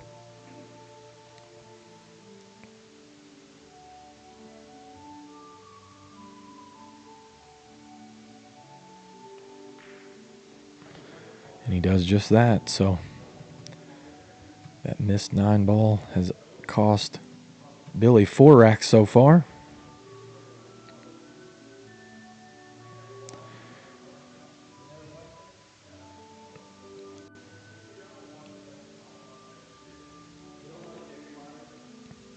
The music in the background is non-copyrighted music, so that way he will not get banned on Facebook and YouTube with this video, but also provides you all with a little bit of background music.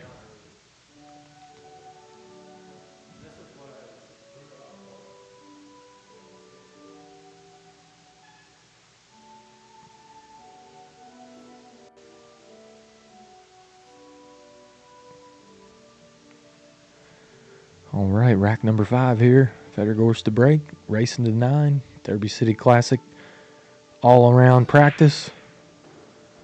Billy Thorpe won the banks 3-0. Fetterhorst won the one pocket 3-1.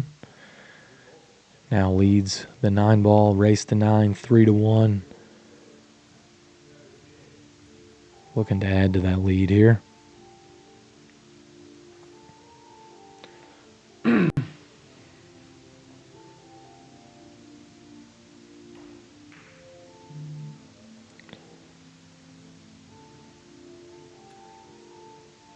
And a missed ball, missed 3-ball, tough 3-ball there by Fetter. Gives Billy an opportunity to come back.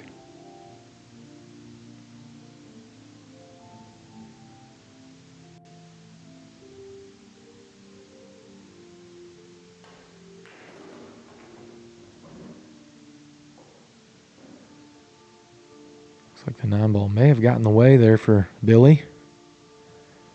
See if he can sneak it by.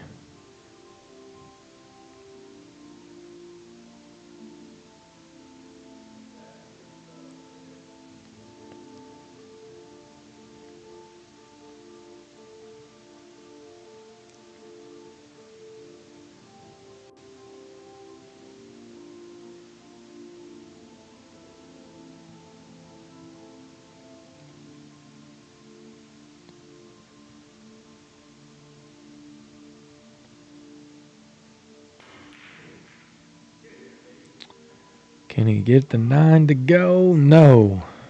Just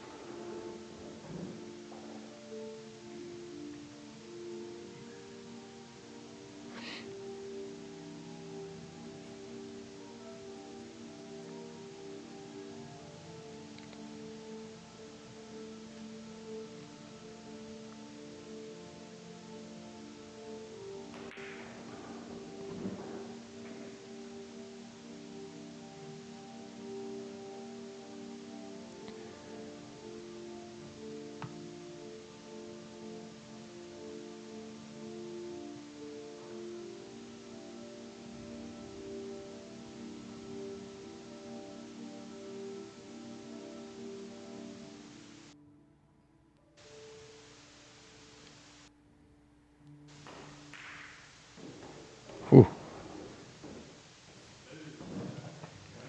4-1's the score.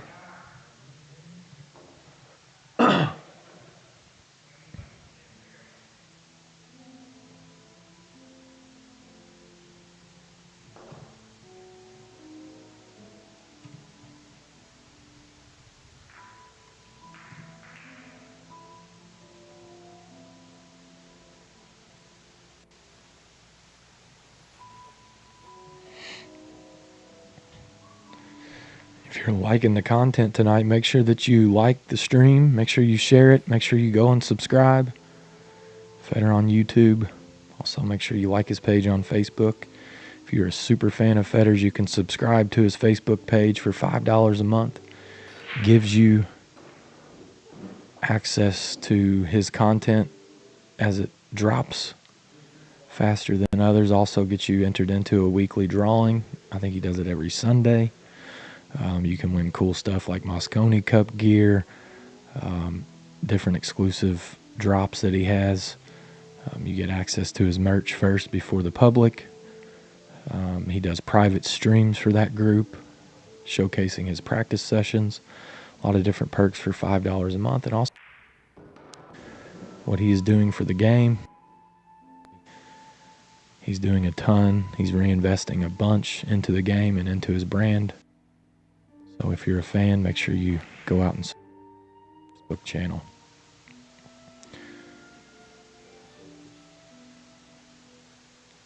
Also, it's free to just share and subscribe on YouTube. Make sure you do that. You get notified when he does matches like this. He's going to be playing Billy Thorpe over the next few days before the mini derb, preparing for the Derby City Classic. Go out there and subscribe. Make sure that you get notified when Federer goes live. Nice kick there by Billy. He's going to give up a shot, but it's a long, tough tester. A lot of traffic for Federer here, even if he deposits this ball. I think we're going to see him go all in. Don't really worry a ton about the cue ball here. Just make the ball. There's some traffic if he does it, but may have a rail first available. He could choose to play safe here. But most top players choose to stay offensive when they have the opportunity. And he got perfect.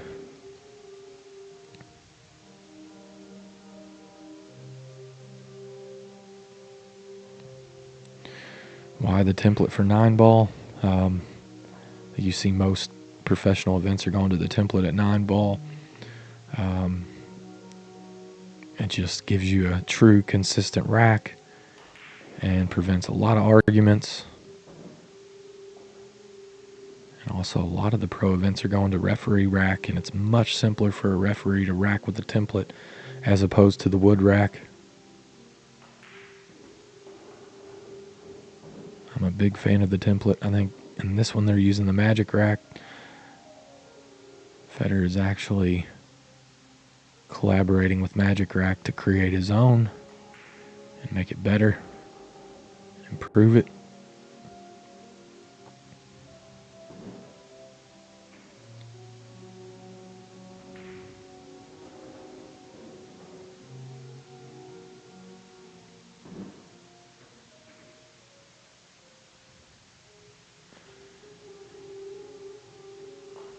And just like that, 5-1's the score.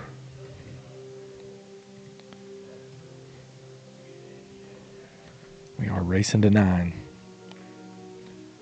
This is the third set of the Derby City Classic all-around prep. Players are tied 1-1. Billy Thorpe won the banks. Federer won the one pocket. The winner of this wins the all-around.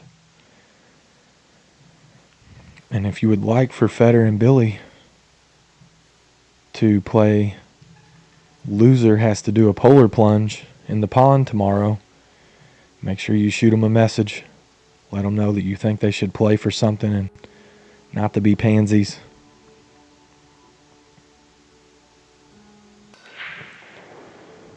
Oh, Federer with another golden break. That's 2 of them so far.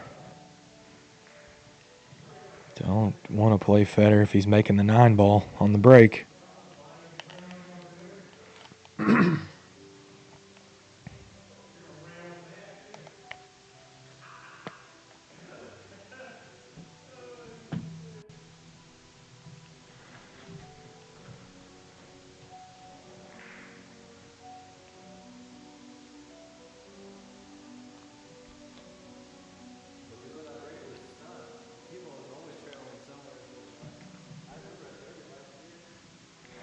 Yeah, definitely.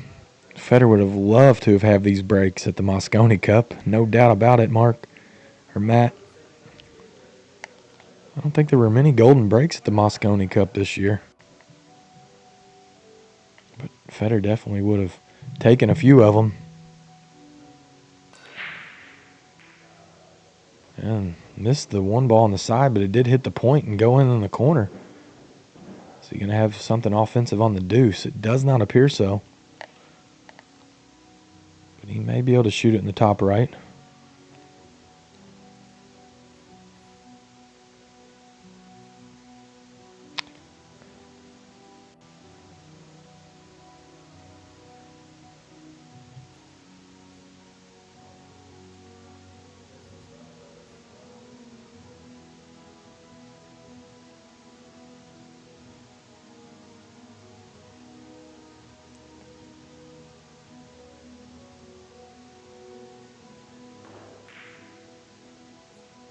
Oh, nice. Little crafty shot there. He doesn't want it to fluke in. Welds him to the 7 ball at distance. Unbelievable control there.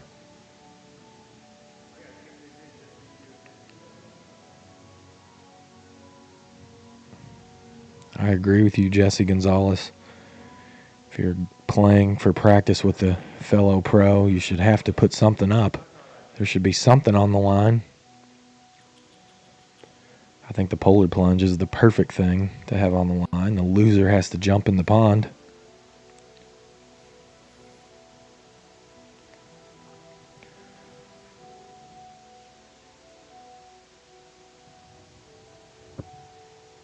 Nice kick by Billy. Let's see what kind of safety Feder can draw up here. He just went ahead and shot at it. It went. It's unbelievable. The efficiency at striking the cue ball at range for Feder Gorst. Pretty tough to beat right there. Really all about getting back on this 6 ball, playing for the window in between the 7 and the 9. Might be a little short there. I think he's short. Yeah. So we'll see what he does. Might see enough of it to bank it down to the short round, bring the cue ball back up here. Maybe try to utilize the 9 as cover. We'll see.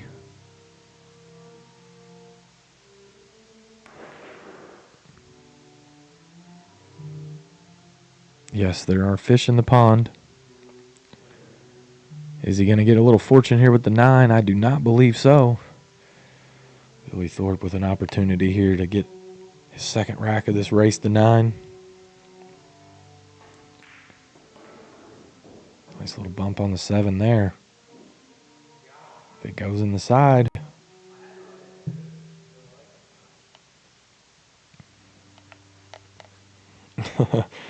Oh, man.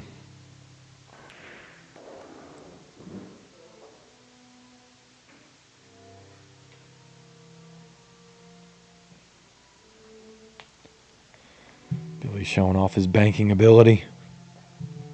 2 balls away.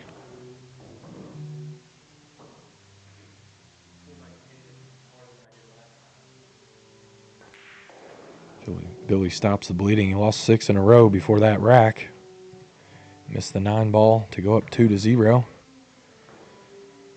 Now trails 6-2.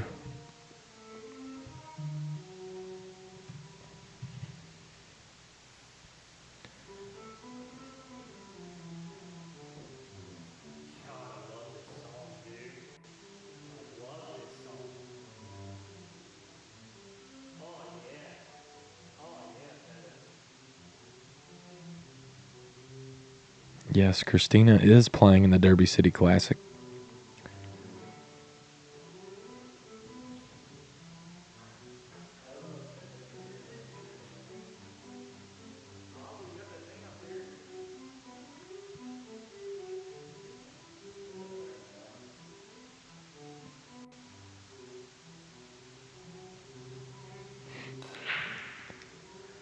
Billy missed the 1 ball, but I think he's going to...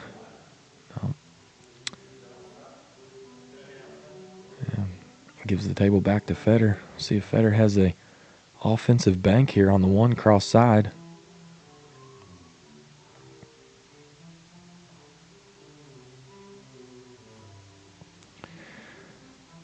Not really sure what tips the players use, guys. If I knew, I would tell you. I apologize. Like I said, Feder is consistently switching around his equipment to try to innovate and improve. So I'm not sure what he uses. I do know that he likes a medium tip. He doesn't like it too soft. He doesn't like it too hard. But the tip that he's using at this current moment, I do not know. Billy sells out.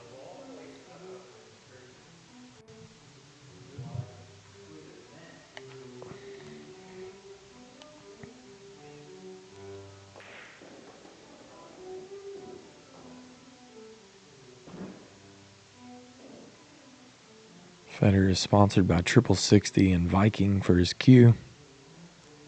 Uses the white carbon shaft. Billy is sponsored by Mucci. And Billy uses a keelwood shaft. I can ask about the tip, guys, but I am upstairs. I am not downstairs with the players right now. I can't ask them about their tip.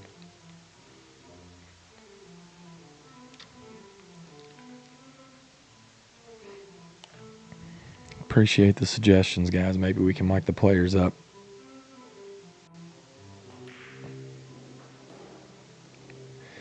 But as you can imagine, it's pretty tough to be talking and playing at the same time. These players are 100% taking this serious, and they're trying to practice, so they don't want to be worried about communicating with the chat. They want to be worried about practicing and playing.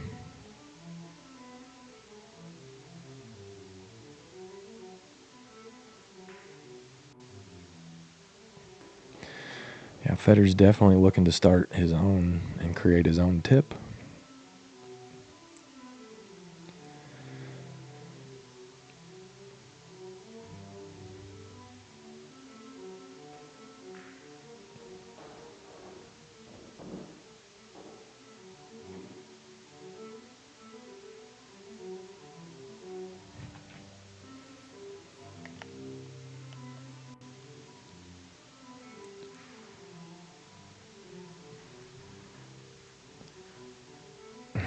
No, we're not asking belt sizes, guys. Billy's belt size is the same as his hat size. You saying he has a little waist or a big head? Federer gets to 7 there. 2 racks away from winning day 1 of the DCC all around.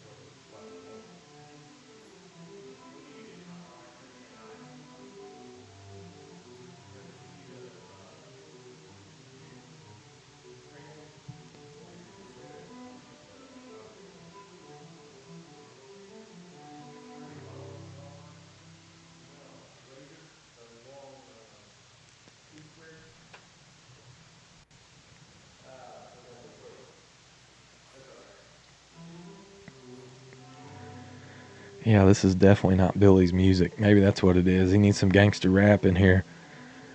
Billy cannot run out listening to Mozart.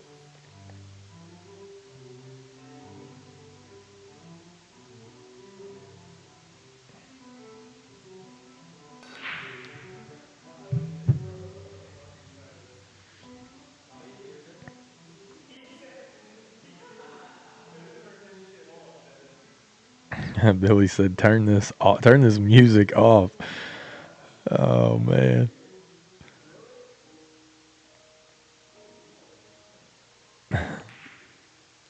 He's got Billy just straight drive him into the rail. If you're ever playing Billy at your local pool hall, go hit up the Touch Tunes machine and throw on a cello.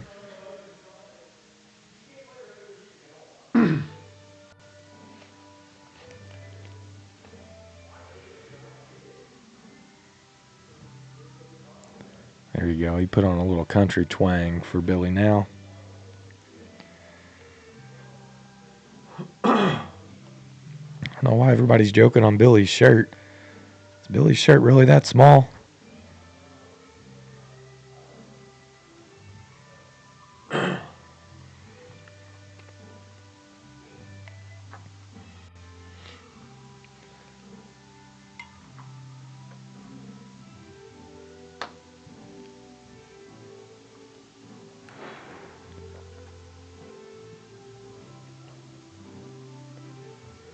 Federer throws his hands up. Can't believe that he didn't get a snooker there.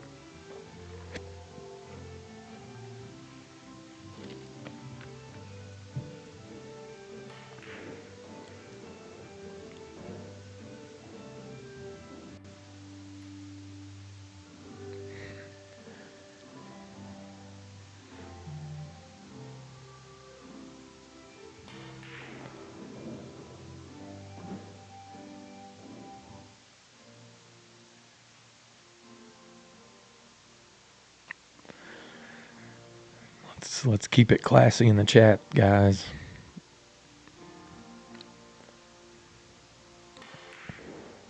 Everybody's here just to have a little fun, so keep it clean.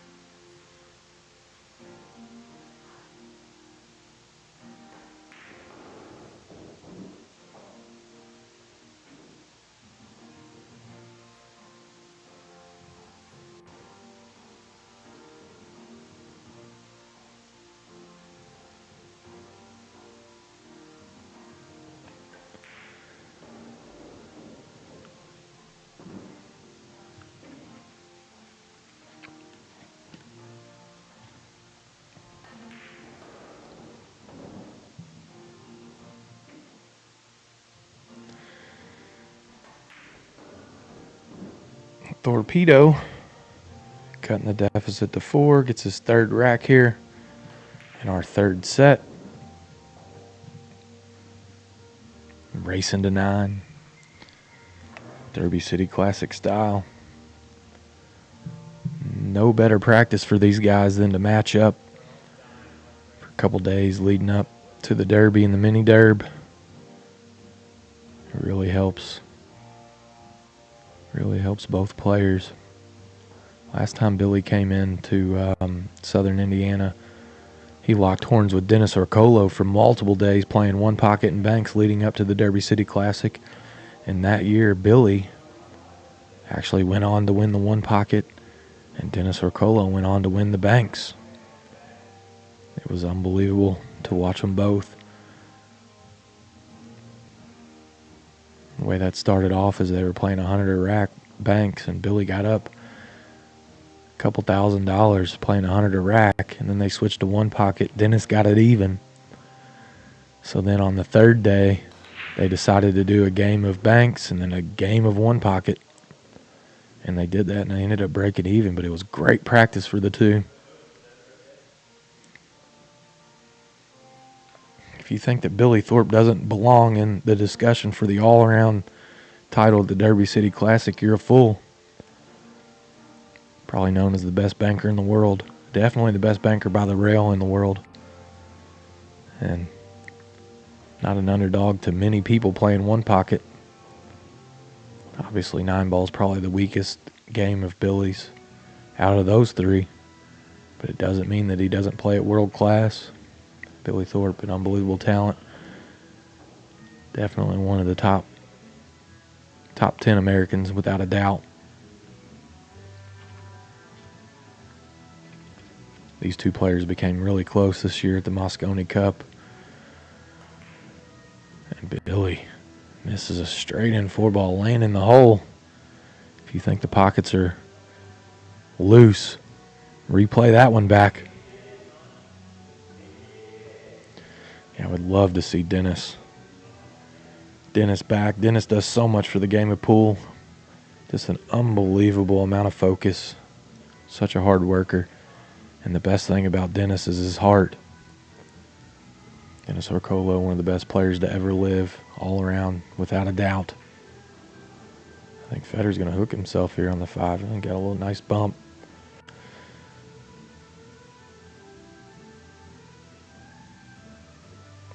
But yeah, Dennis Orcolo, such an addition to the Derby City Classic. He stays in action. It's unbelievable to see what he can do over a 10-day stretch, playing in all the events. He always plays in the Bigfoot, plays all 3 of the events, goes deep in every event, and is in action every single day that he's at the Derby City Classic.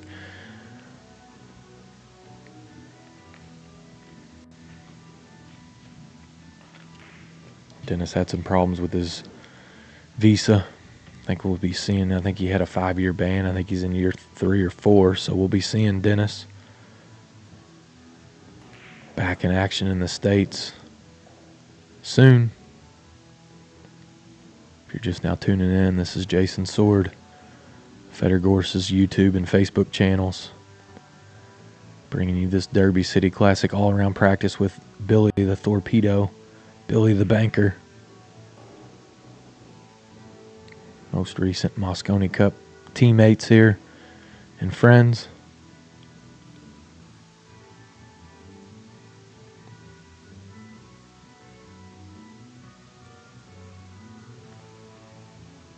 Nobody throws shade. Ooh, another missed 9 ball. And Billy the Kid gets his 4th rack. Give him 4. We get to see a little more here. That top right pocket has not been friendly to either player.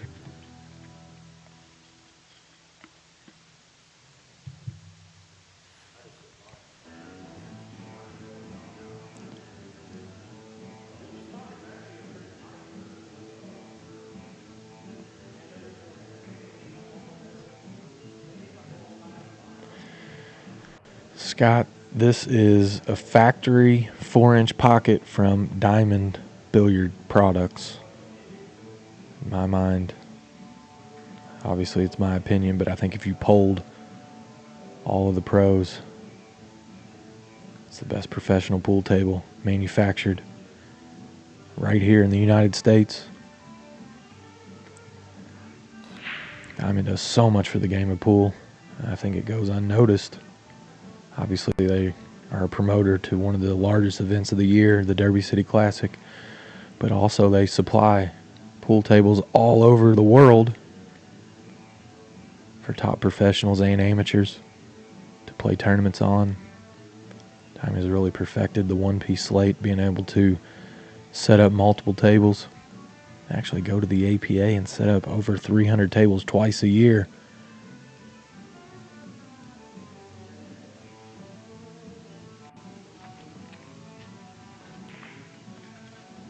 Billy trying to bank, and he scratches.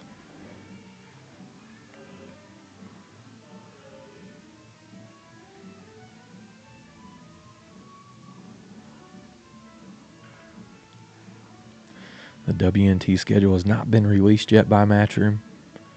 I believe they're finalizing and putting the final touches on it.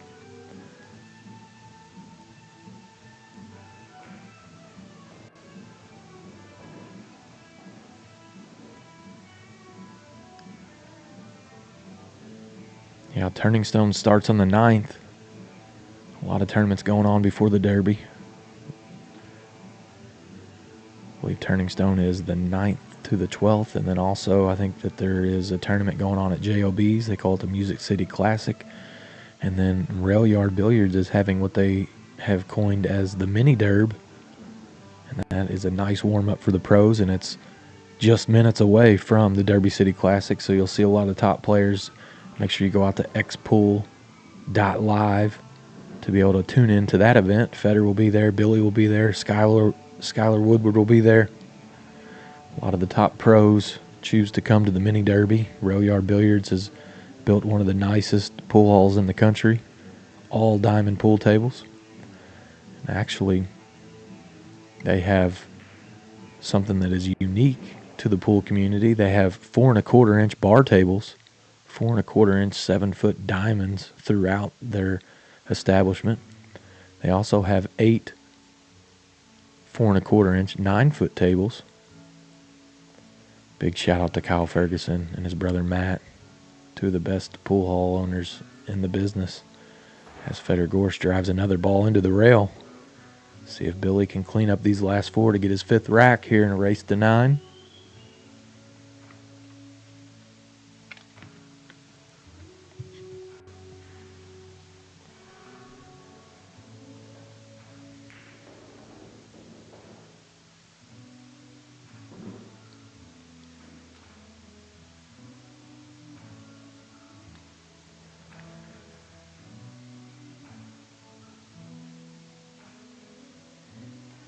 It's not the easiest to get on this 8-ball here. He's going to bump it. And we're going to see how he banks. See if Billy's able to cash in this 8-ball here, or if he decides to play safe. I think he can. He might be able to cut it. Not sure what he's doing. He's playing all safe. I don't think he's going to like it.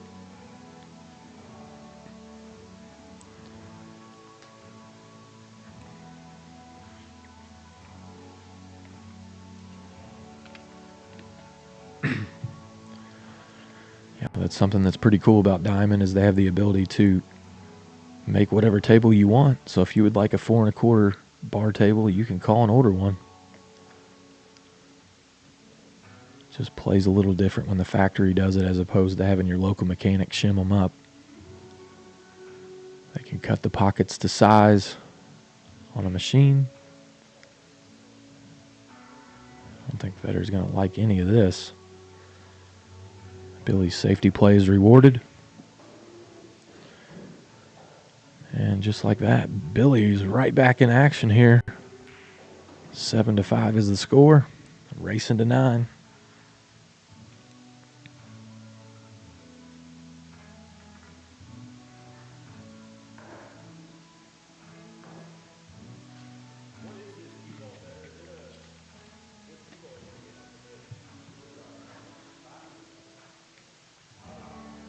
Really appreciate all the viewers, everybody tuning in, helping Federer grow his channel. If you're new to the channel and you're just now tuning in, whatever platform you're on, make sure that you like this stream. Make sure you share it. Make sure you subscribe on YouTube so you get notified. It's free to do all those things. Make sure you support what Federer is trying to do for the sport. Here we go, race to 9.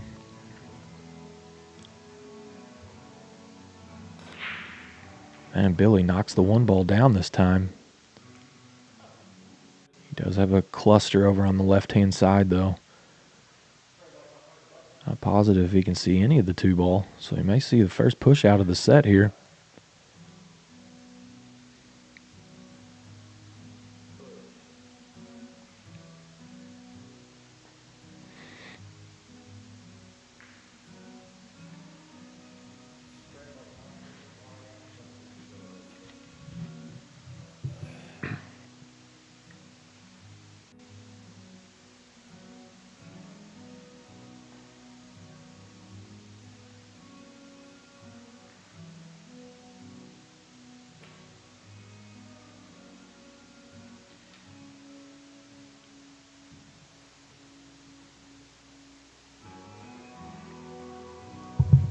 Not sure how many viewers, but I believe there's over 1,000. It's close to 700 on YouTube, and I think about half of that on Facebook.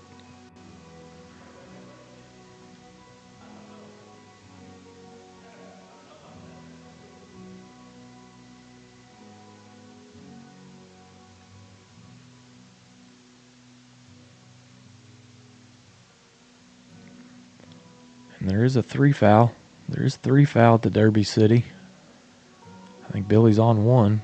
Federer playing for the 3 foul here, I would imagine.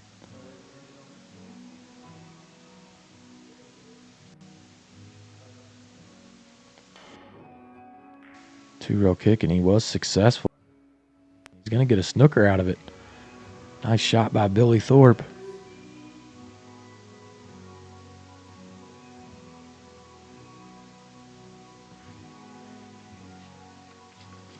All of the events are full at the Derby City Classic, so it is going to the wait list. If there's people that cancel, that can't make it for whatever reason, then they will go in order on the wait list, and it does not matter what your Fargo is. It's the order that you signed up on the wait list. So Derby City Classic is an amateur event. Obviously a lot of pros playing it, but the amateurs are in as well. Nothing better than being an amateur pool player and getting to match up with one of these guys. That's what the Derby City Classic is all about.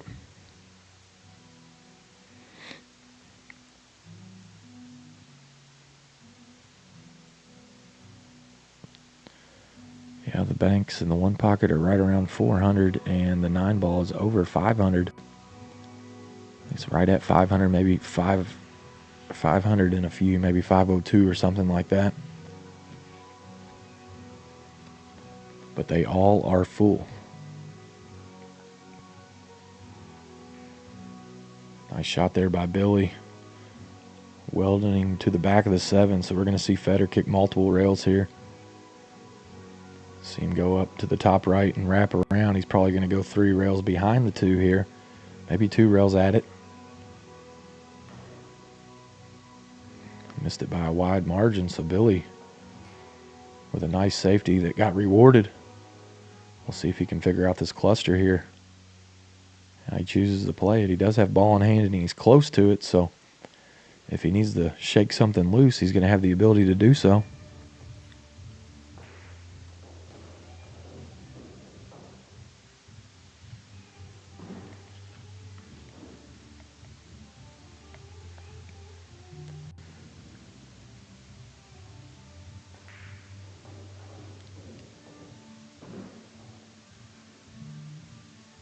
Well done by Billy there. Everything plays pretty natural from here. He would like a little bit of an angle on the 5 ball there. Maybe a little more than what he had.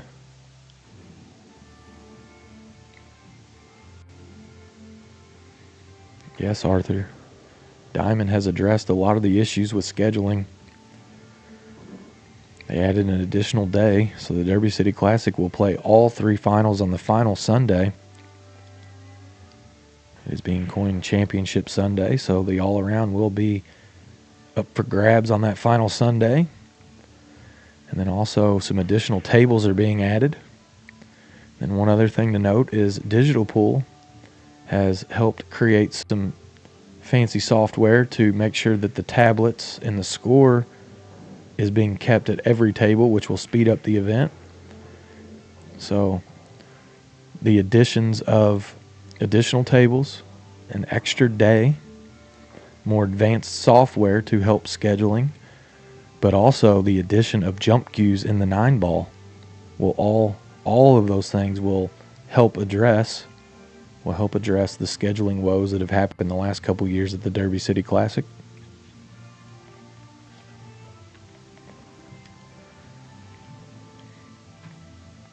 The Derby City Classic will be streamed by AccuStats on the main pay-per-view table. And then one other really cool thing being brought to you by Diamond this year is all 47 tables will be streamed in collaboration with Digital Pool.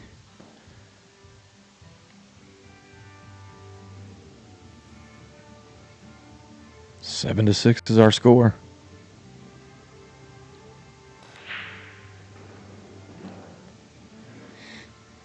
I know that the jump cue creates some controversy amongst fans, but the overwhelming majority like the jump cue. They like the excitement that it brings. It brings a more offensive game. But not only that, it speeds up play, creates a lot more highlight reels. So I personally think that the addition of the jump cue is great. And I love a good safety battle, but also like this. Billy going airborne right here as we speak about the jump cue, and he knocks it down. Another nice jump by the torpedo.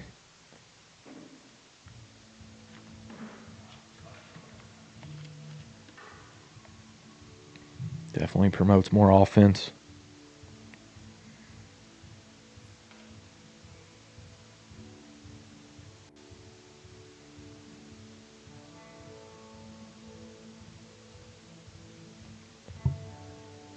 This is a tough tester here for Billy. He drove it right into the rail. Tough shot there.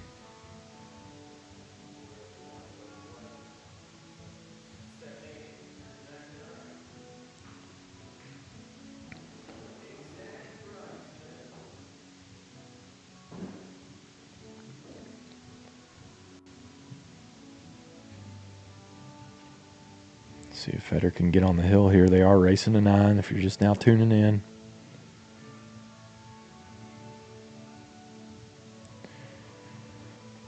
Absolutely slim. I don't think you're going to hear screaming from the announcer or the MC during the bank ring game at the Derby City Classic this year. That was common feedback, as there were players playing on the outside tables for W&T ranking. It was not appreciated by most, and I think that will also be addressed.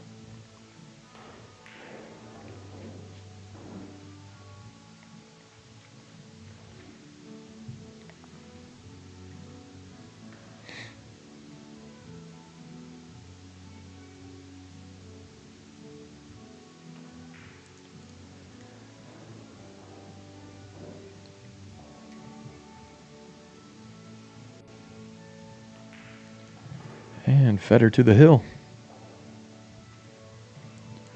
One rack away from winning day one Derby City Classic all-around practice with Billy Thorpe. Mike DeLauder will be in the bank ring game this year. The bank ring game will be Billy Thorpe, Sky Woodward, Mike DeLauder, Justin Hall, Earl Age, and Mickey Krause.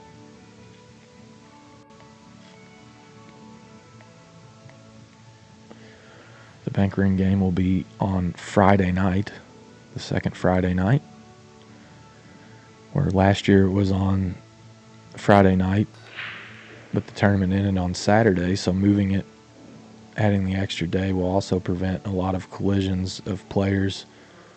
That's another portion of the Derby City Classic and another move that was created to help the scheduling of the 9-ball.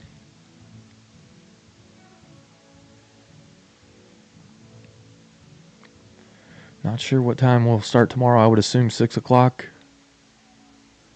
But make sure you go out and subscribe or like Feder's pages, and he'll be sure to announce. This year at the Derby City Classic, the pockets will be standard Pro Cut, which is 4.5 inches. They are playing on 4-inch pockets right now.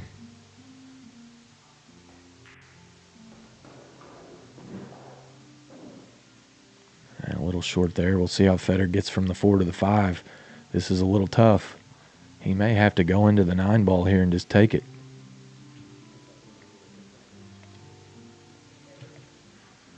I would assume that he's just going to concentrate 100% on knocking this 4-ball down. This is no bargain.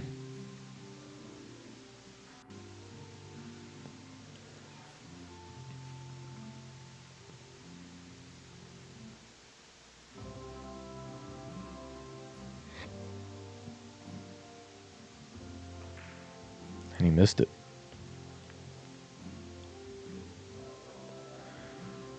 Still not the easiest of shape from the 4 to the 5 for Billy here on these pockets. We'll see how he chooses to play this. Either way, he's going to have to shoot it with draw and speed, which makes the pocket play a lot tighter at this angle. And he hit it home. Well struck there by Billy Thorpe. 4 balls away from getting to 7.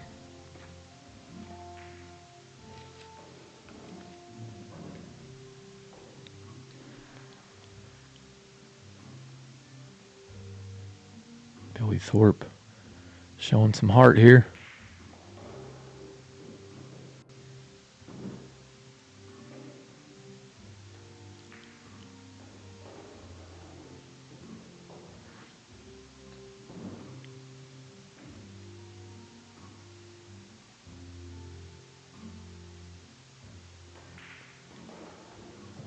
There we go. 8-7's the score.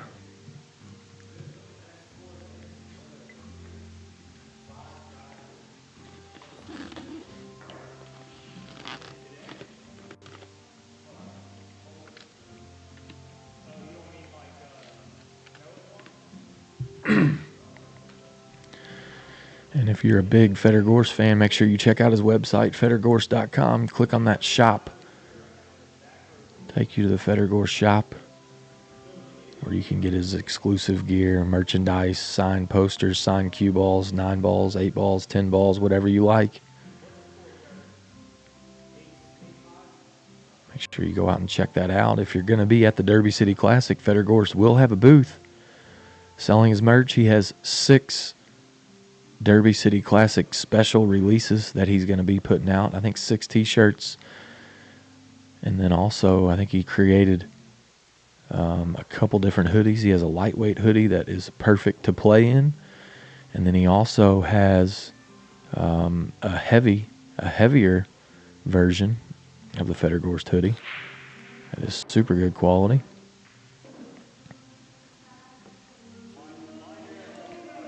No, juniors are not allowed at the Derby City Classic this year. I think that's one thing that they're trying to change. It is at a casino, and you do have to get into the casino to get to the tournament floor, so juniors are not allowed. You do have to be 21 to enter the event. I think that the casino is working on changing that for next year.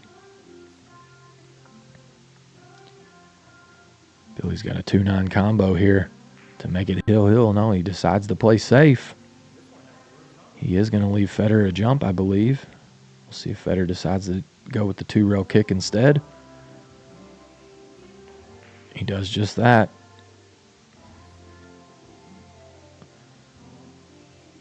Try to utilize the 7 for cover there.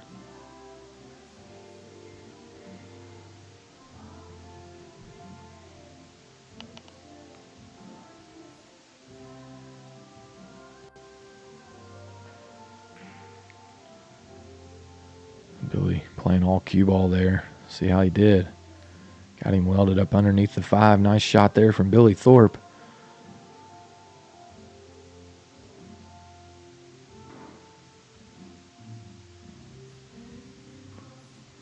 Now, back when Federer first started coming to the Derby City Classic, you did not have to be 21 to get in. The casino used to be on a riverboat, and the arena was outside of it. So juniors used to be able to get in. And then they moved the casino on land. And when they moved it on land, they moved it right next to the venue, right where the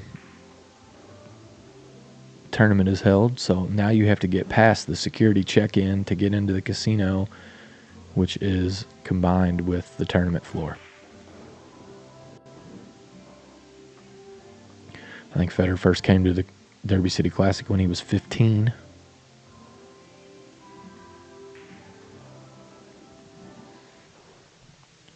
See how Billy decides to go from this 5 to 6. I think he's going to go back and forth here.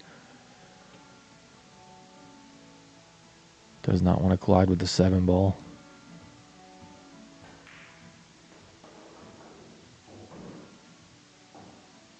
Didn't get into the ball like he wanted to, so we'll see if he can recover with a bank here, or if he decides to play safe.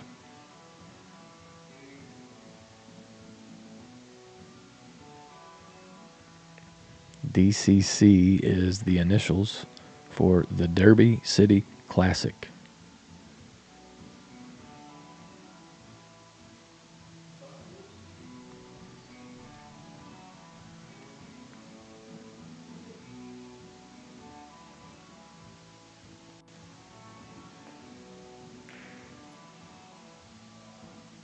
Wow.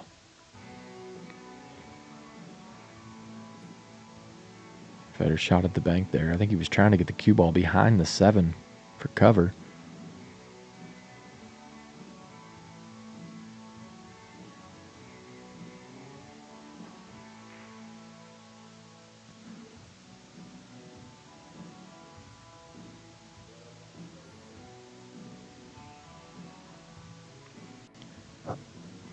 Federer definitely looking for a rematch against SVB. Feels like he didn't play his best. Still was a heavy favorite going into the final day. SVB showed a lot of heart late into the night.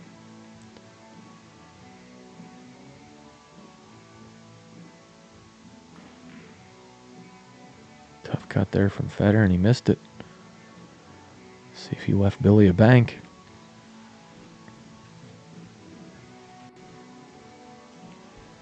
Ball's really close to the rail.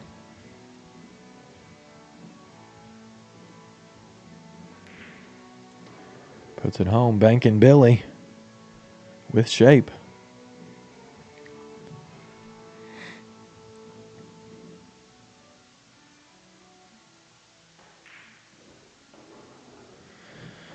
And it looks like we got hill action. Hill. They are tied 1-1 in sets. And this day one of Derby City Classic all-around practice between Billy Thorpe and Fedor Gorst comes down to one rack.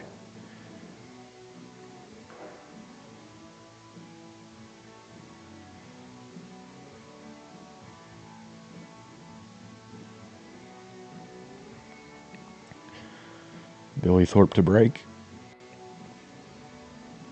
For all the Billy haters out there, he is hill with one of the best, if not the best, 9-ball players in the world on his home table.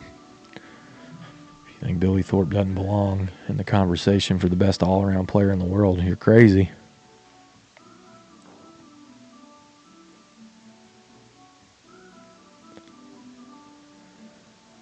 Yeah, Billy would love a golden break right now.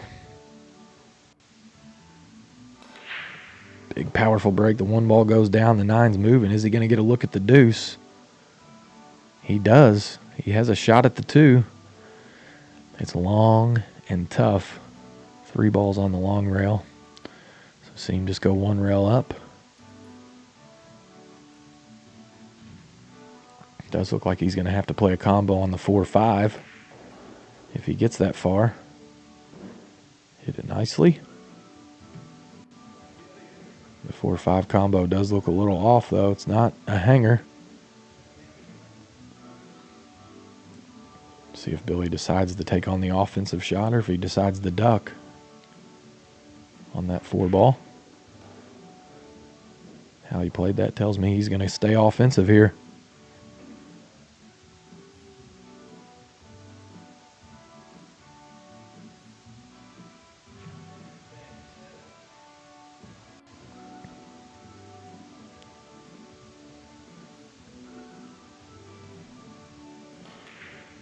He decided to bank at it.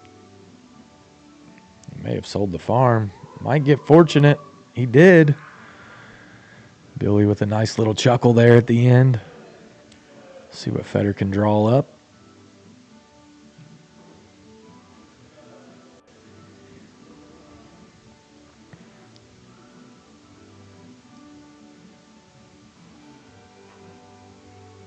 Fedor misses the kick. And gives up ball in hand to Billy the banker on the hill. 6 balls away.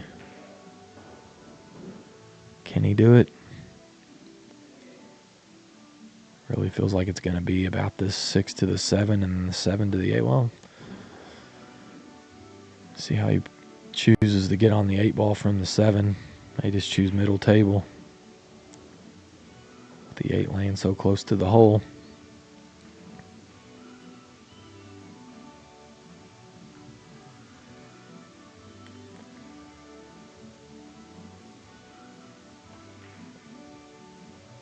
Center pocket. Looks like Billy Thorpe is going to take down the all-around day one. Winning the banks. And if he's able to knock down this 9 ball, take the 9 ball as well.